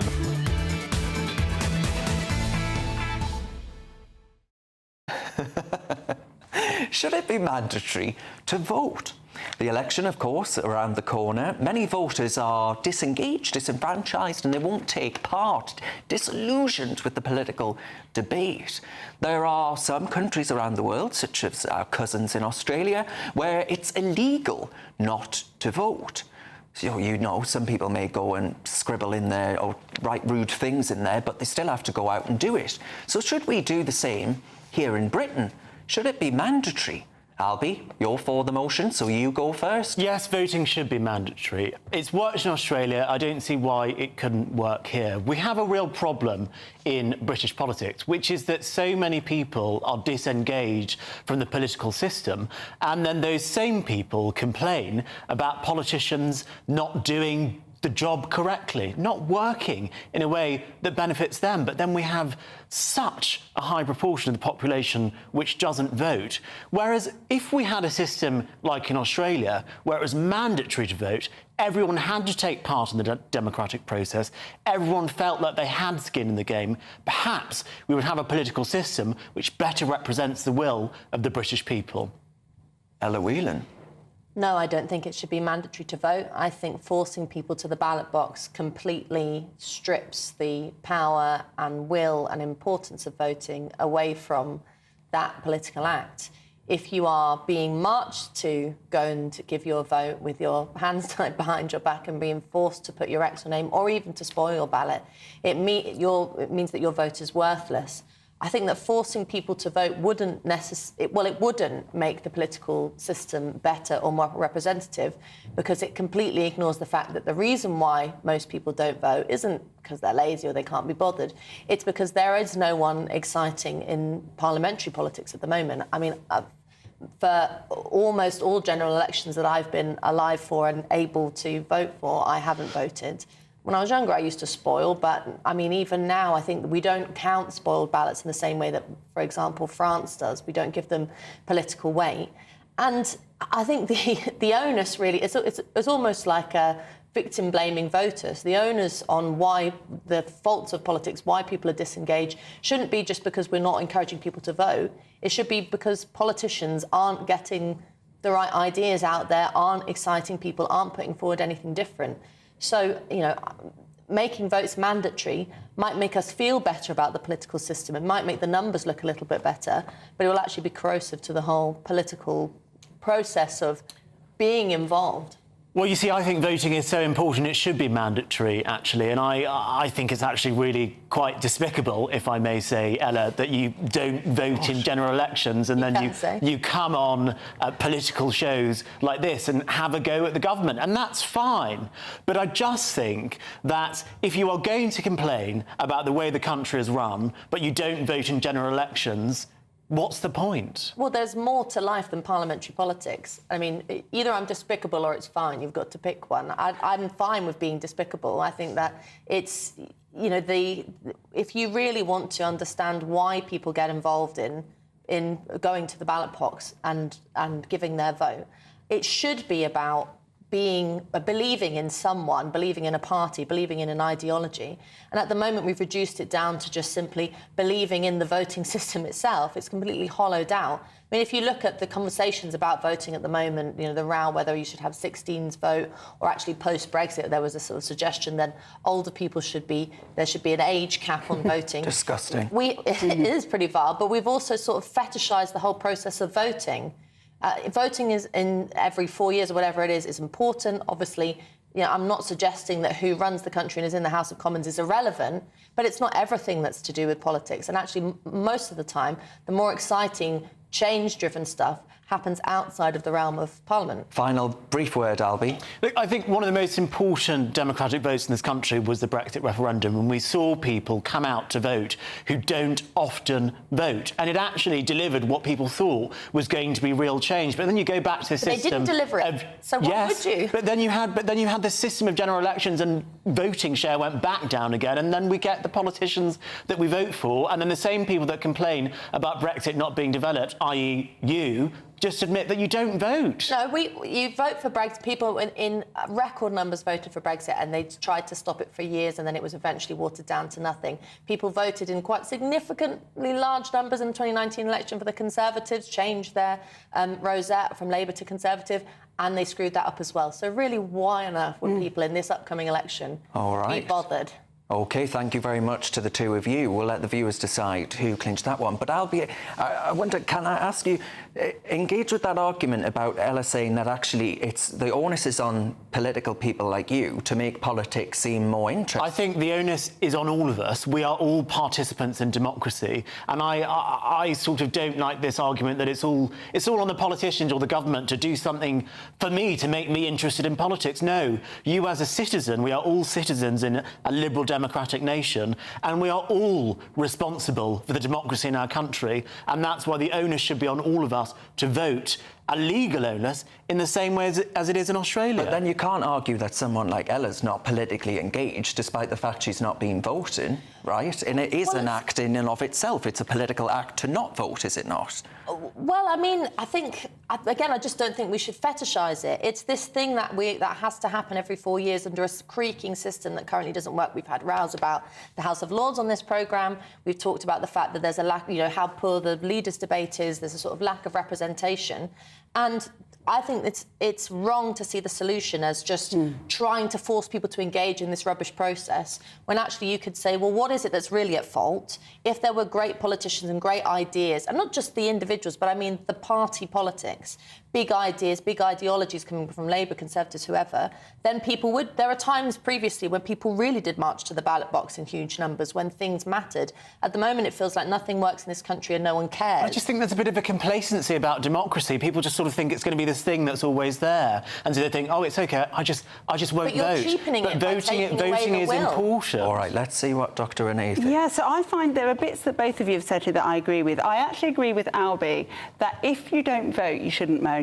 It's as simple as that, because you've not engaged with how you can actually change the system. However, I also don't think marching people to the ballot box and forcing them is a credible idea either, because I think it's totally meaningless. And I think you kind of answered your own thing here, that when Brexit, something really, really important to everybody, was on the table, people came out in massive numbers. I would say that our two-party system does not inspire anyone to get off the sofa, and we need to change the system.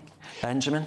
What do you say, and it's kind of an obvious argument, but to the fact that clearly women died and protested for a long time for the right to vote, and at the time they got it, I doubt any of the political parties really had much constructive to say on women and their place in society, but they went out and used that right. I think that the history of arguing for the vote, not just women, why does everybody say in particular women, when actually masses of working class men sacrificed themselves and committed years of political campaigning to this argument? The history is important, but it shouldn't be used to emotionally blackmail us in the present. And I think that it's about, what does the vote actually mean? If I'm being forced to go to a ballot box, whether it's mandatory or whether just through people saying I shouldn't have a voice if I don't vote, if I'm being blackmailed and I go there and I pick the best of a bad bunch and I don't really mean it and I don't have any excitement about it, any desire for it, why is that to be celebrated just because I'm enacting this sort of performative act of voting? Hold that thought. Benjamin, would you make it mandatory? No. You wouldn't? I think the party politics that would benefit most from it would be groups like Reform, I suspect, if it were mandatory. I think you'd get an anti-politics movement among those people. So I don't think it would benefit mainstream or traditional Right, I've changed my mind. I'm joking. But I'm joking. I also don't think that, you know, I mean, voting numbers are, compared to other countries, are reasonably, you know, average or decent compared. So we don't have, compared to similar countries, a serious issue. The US is much lower, for example.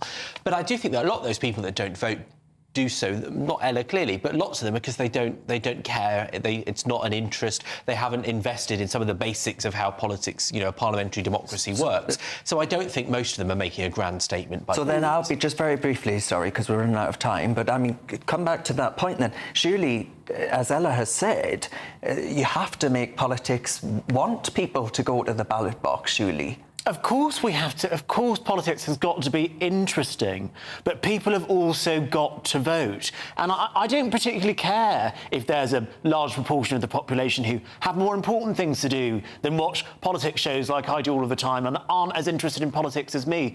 That doesn't mean I don't want them to go out and vote. In fact, I think that more apathetic voter more represents the general public than someone that's really invested and engaged in politics like me. And that's why I think it's so important that everyone votes. So important, in fact, that it should be a legal requirement like it is in Australia. All right, folks, let me know what you think about that topic. gbnews.com/your say. Right, coming up, we'll be discussing Penny Mordaunt's hair, speaking of vital voting issues, and why Ed Davey is doing our heads in, and of course the winner of Miss Alabama 2024. You're with the Saturday 5 live on GB News. Hello, here's your latest weather update from the Met Office for GB News. The weather stays rather mixed across the UK over the next few days, a mixture of sunshine and showers, and staying quite chilly for the time of year too. The cool conditions are all down to a northerly airstream, low pressure anchored towards the northeast of the UK, high pressure out towards the west, and that's generating that northerly flow across all parts. So looking at things in more detail for this evening and through the overnight period, we'll see showers towards the north and northwest of the UK, quite blustery winds, so many of those showers rattling through quite quickly. The the rain giving way to more persistent outbreaks as we head into the early hours of Sunday, particularly across Northern Ireland and the southwest of Scotland, whereas across England and Wales the cloud tends to melt away, so it will turn quite chilly here by Sunday morning. In fact, in rural spots we could see temperatures into low single figures, giving a touch of grass frost in one or two places, pretty unusual for this time of the year. Looking at things in more detail for early on Sunday, and towards the northeast of Scotland we'll see a mixture of sunshine and showers, quite a brisk northwesterly winds. Then we run into an area of more persistent rain across Northern Ireland, southwest Scotland, parts of northwest England, whereas elsewhere across England and Wales it's set fair, quite a chilly start, but there'll be plenty of sunshine around, and we'll hold on to some sunshine here, certainly through the morning on Sunday before cloud starts to increase from the north. Whereas across Northern Ireland we hold on to outbreaks of rain on and off through the day, and that rain slipping its way southeastwards across southwest Scotland into northern England and eventually parts of North Wales too. Further north it's a case of sunshine and showers towards the far northeast of the UK, and staying chilly here with quite a brisk northerly breeze. Temperatures generally no better than 12 to 14 Celsius, up to 20 though in London, that's 68 in Fahrenheit. As for Monday, we'll see an unsettled picture across England and Wales, certainly through the morning. Outbreaks of rain gradually clearing away to the south and east, giving way to a mixture of sunshine and showers across all parts for the remainder of the day. And with that northerly breeze still in place, it's staying quite chilly for the time of year too. We hold on to a showery picture into the middle part of the coming week, and temperatures stay quite disappointing for the early part of June as well.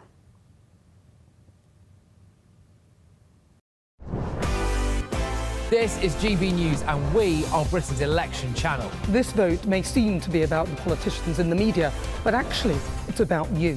And we won't forget that. Join us up and down the country as we follow every moment together. More than ever, it's important to hear all sides as you make your decision ahead of polling day. We're here for you. This is GB News, the People's Channel, Britain's election channel.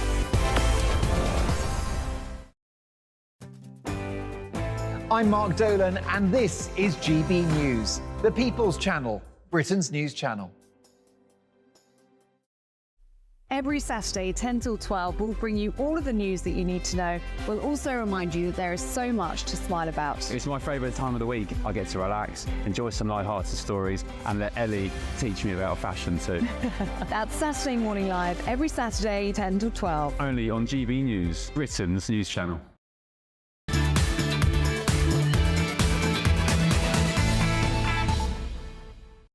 Welcome back to the Saturday 5. As always, thank you very much for your messages about tonight's topics.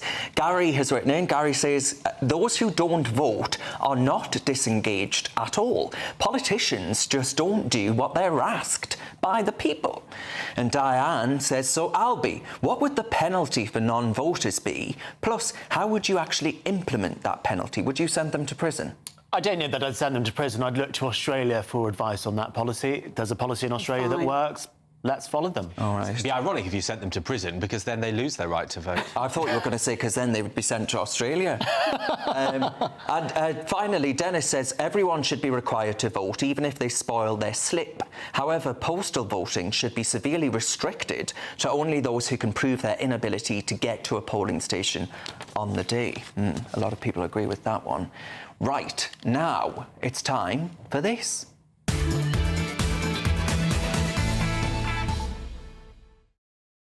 Yeah, bunch of five. Albie, what have you got for us? So we were all watching the leaders' debate yesterday. Well, you might not have been, but I certainly was watching it. And the first thing that jumped out at me was Penny Mordaunt's hair.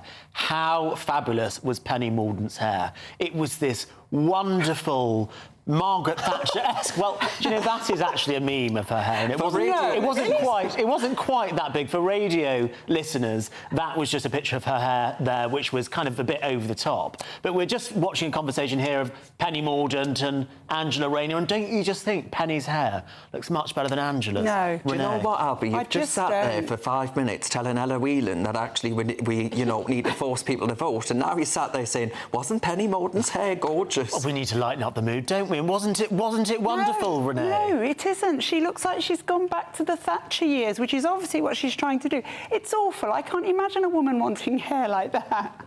Well, maybe I'm biased because obviously me and Angela Rayner, the only thing we share is hair colour. I think she looked much better. And it looked like, well, you could feel Penny Mordaunt wanting to exit and leave the show and ditch Rishi Sunak, and it felt like her hair was doing it for her. Lifted inches off her head with every contribution. All right, Dr. Renee. Is this my bit now? It is. Oh, sorry. OK, so on my Twitter feed this week, something came up that was in America, but it so got me going that I thought I'd bring it here today. The new Miss Alabama has been crowned, and there she is.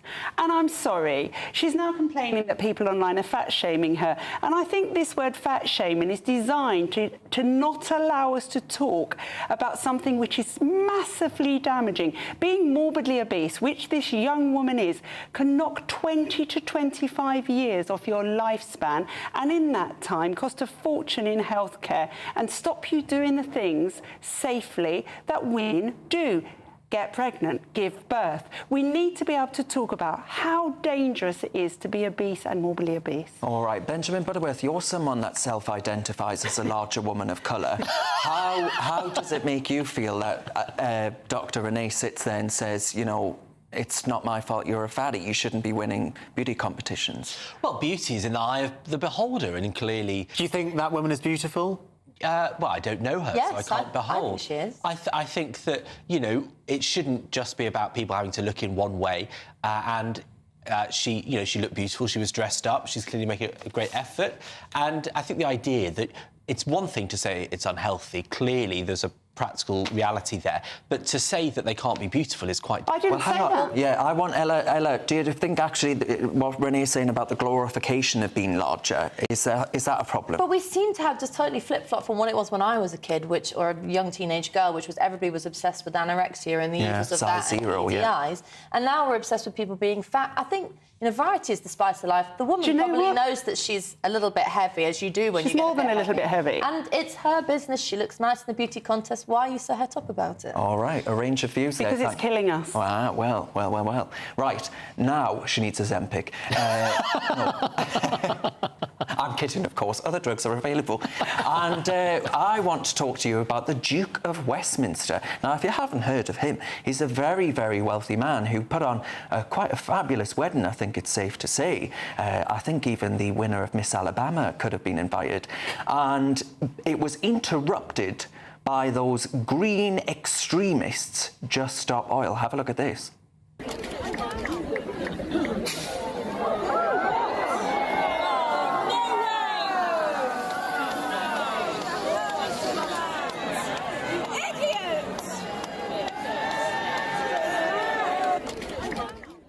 So I absolutely agree with the people in the crowd that shouted, "You idiots," because I think that this is a disgraceful way to behave. You know, I don't care who it is. It could be anybody, but I think disrupting what is the most beautiful and important, potentially, apart from having kids, moment of your life is a disgusting, despicable thing to do. But Benjamin Butterworth, we've got an exclusive here because it was actually you. It wasn't. But I am from Cheshire, so it could have been. It could have been. But the wind stopped that from getting anywhere near the bride or anything, so nobody was actually disrupted. I just think, though, I'm afraid that I was watching videos on GB News yesterday of people that had camped out from 6 a.m. to go and watch the Duke and now Duchess of Westminster get married. And I just think it's incredibly weird to be so deferential to people that, you know, own half of London, half of the country, and they don't know those people at all, just because they're rich and aristocratic that you adore them. I think it's pretty lame. He bought everybody in Chester an ice cream. Oh, yeah. What a man. He took their house off them 200 years before they had a chance to buy it, but he gave them an ice cream back. I mean, it really speaks volumes about modern Britain, doesn't it? Ella Whelan, what have you got for us? Well, speaking of slightly silly political moments, Ed Davey, remember him from the post office when we all didn't like him not so long ago, has gone on a charm offensive doing silly stunts, falling off wakeboards, and if we can just watch this clip, playing tennis while trying to answer political questions. Ed, it's Saturday morning. You're out playing tennis on the campaign trail in a park. Why? Well, it's part of our two-pronged message on A, the environment, and B, the health. So today we're talking about creating new national parks for people to have leisure in. We've also seen him flying down a water slide and trying to fall off a paddleboard. I mean, there's some kind of midlife crisis going on with Ed Davey. There he is, coming down the water slide. And it really, it's what we were talking about just now with voting. It speaks to the idea that all you need to do with politics is make it a little bit more fun, put on a bit of a show. Definitely dive off this paddleboard if you watch what's about to happen. That was definitely a fake fall. And it's just insulting. It's boring. Put real politics to people, not this sort of showmanship. And we all still remember the post office at Davey. We're not going to forget it. Wow. I mean, he fell off, in inverted commas, that paddleboard five times. Yeah. So it was obviously for the cameras, but has he not learned from Boris Johnson? Oh, you've never done anything for the cameras before, have you? Who got stuck on that zip wire, and that became an iconic image of the future Prime Minister. What have you got for us, Benjamin? Well, mine is the good news that 4 hostages who were taken by Hamas from Israel on the 7th of October have been released. They are Noah, Almog, Andre and Shalomi. And, you know, it's been horrific in more ways than one, what we've seen in the Middle East since October. But as well, one Israeli soldier lost his life in this operation, which I understand was incredibly difficult to carry off. And after all those images we've seen from the capturing, and I've seen the original footage, sadly, of the attacks at the Israeli embassy, as well as the tragedy that has unfolded in trying to resolve it, I think to have some hope in this situation is welcome the world over. I absolutely agree. Agreed. Right, now, folks, still ahead. You wonderful viewers, call the shots. You're in control as we answer all of your questions in Ask the Five. Nothing is off limits. Well, within Ofcom compliant reason, I guess. You're with the Saturday Five live on GB News.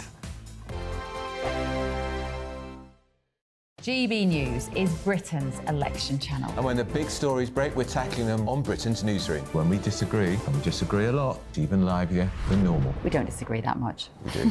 His comedy, though, is revolting. I knew her, and unlike you. That explains Beverly Turner's temperament. It's a bit frosty in here, isn't it? You'll have one of me one day. For dartball practice. Britain's newsroom on GB News. Weekdays, 9:30 a.m. GB News, the People's Channel, Britain's news channel. Nana Queer, weekends from 3 p.m. What about the elections? Because it seems that the king and everything is moving because of it, and we've got a lot of royal engagements and things that happen at this time. Yes, well, you know, it means that he has to take more time and be at home. He can't go to all the things he wants to do. He's been doing 5 a day, which is probably made Camilla a bit cross. But what they still hope is that they can get the Japanese emperor and empress over. That's in July. That they can go to France for the 80th anniversary of the fighting. And he will be able to do 1 or 2 things, and Ascot he's very keen to do. Now, those aren't things that are political in any way. I just want to talk about Harry and Charles's argument, where Harry said he didn't want to stay, he wanted to go to a hotel. And it's come out now that actually King Charles is believed that he was offered St James's, and Princess Anne stays there and Beatrice stays there. And this was for when Harry came over for his 10th anniversary. Exactly. And the policemen are wandering around with guns, and there's no chance of actually there being any problem there. So the fact that he said that it wasn't safe for him was not actually a very sensible thing to say, I don't think. Well, he went to Nigeria, and that is, in the world ranking, it's ranked as quite a dangerous place. Yes, one of the dangerous places in the world. But now Harry and Meghan have been invited to go to Ghana. Oh, God. Well, it's interesting because my parents are from Ghana. I have Ghanaian heritage, and I'm thinking she'll probably then claim there's a percentage that she's Ghanaian as well. I'll be like, hang on a minute, you were Maltese, you're also Nigerian, and now you're going to say you're Ghanaian and German. Yeah. Come on. Thank you very much. Squeeze it in. Yeah, let's get them all in. Angela Levin, thank you very much. Thank you. The People's Channel. We're proud to be GB News, the People's Channel. And as you know, we always love to hear your views. Now, there's a new way of getting in touch with us at gbnews.com/yoursay. By commenting, you can be part of a live conversation and join our GB News community. You can even talk to me, Bev Turner, or any of the members of the GB News family. I'm Stephen Dixon, and thanks for joining us on GB News, Britain's news channel.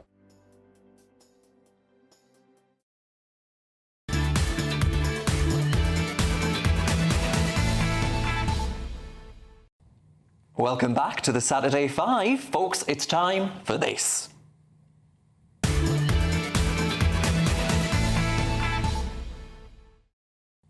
Right, let's see what you lovely viewers have got in for us now. Jackie has written in, and Jackie says, if you had to pick what celebrity would you want to be Prime Minister? Well, I say to that one, Ricky Gervais. I think that would be hilarious. I'd pick Piers Morgan. Piers Morgan? Yeah. Really? I really like Piers Morgan. He blocked me on Twitter about 3 years ago. What did you do to Piers? Something over COVID. Anyone? I'm really not a celebrity follower, but the only person I really like is Michael Palin. I think he'd bring a kind of calm. I thought you were going to say Michael Patillo there.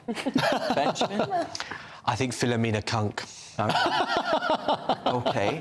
Now, from Roger, Roger's written in, if you could ban one thing, what would it be? Benjamin Butterworth. As in, I would ban Benjamin Butterworth. Benjamin, what would you ban? Oh, I'd ban those bikes that you hire and then dump on the pavement. They absolutely drive... I mean, I like cycling, but they just drive me mad. They are horrible. They're a menace.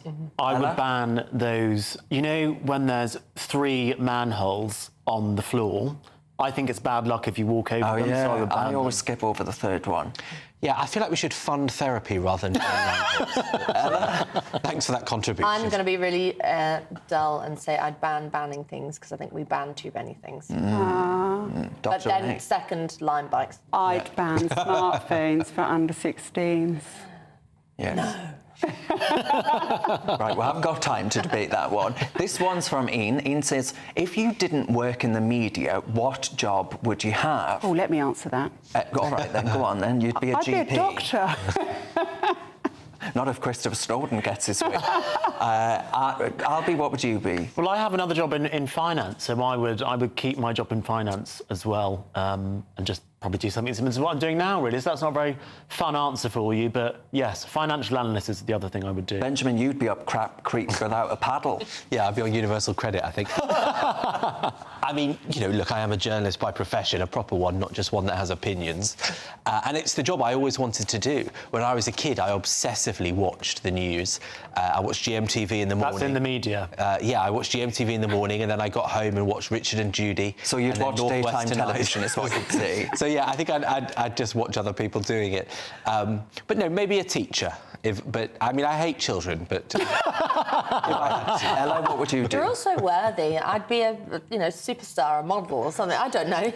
You're all pretending like you want to be... Now, Ben. All right, we'll have to leave it there. Thank you very much to our brilliant guests tonight, Dr. Renee and Ella Whelan. Next up, it's Leo Curse with the Saturday Night Showdown. Cheers for watching. We'll see you next week.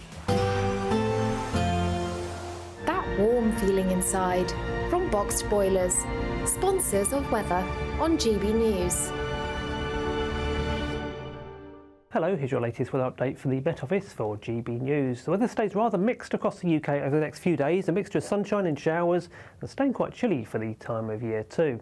The cool conditions are all down to a northerly airstream, low pressure anchored towards the northeast of the UK, high pressure out towards the west, and that's generating that northerly flow across all parts. So looking at things in more detail for this evening and through the overnight period, we'll see showers towards the north and northwest of the UK, quite blustery winds, so many of those showers rattling through quite quickly.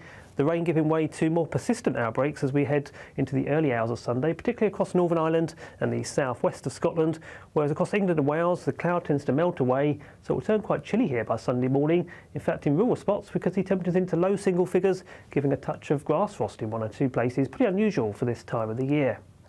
Looking at things in more detail for early on Sunday, and towards the northeast of Scotland we'll see a mixture of sunshine and showers, quite a brisk northwesterly winds.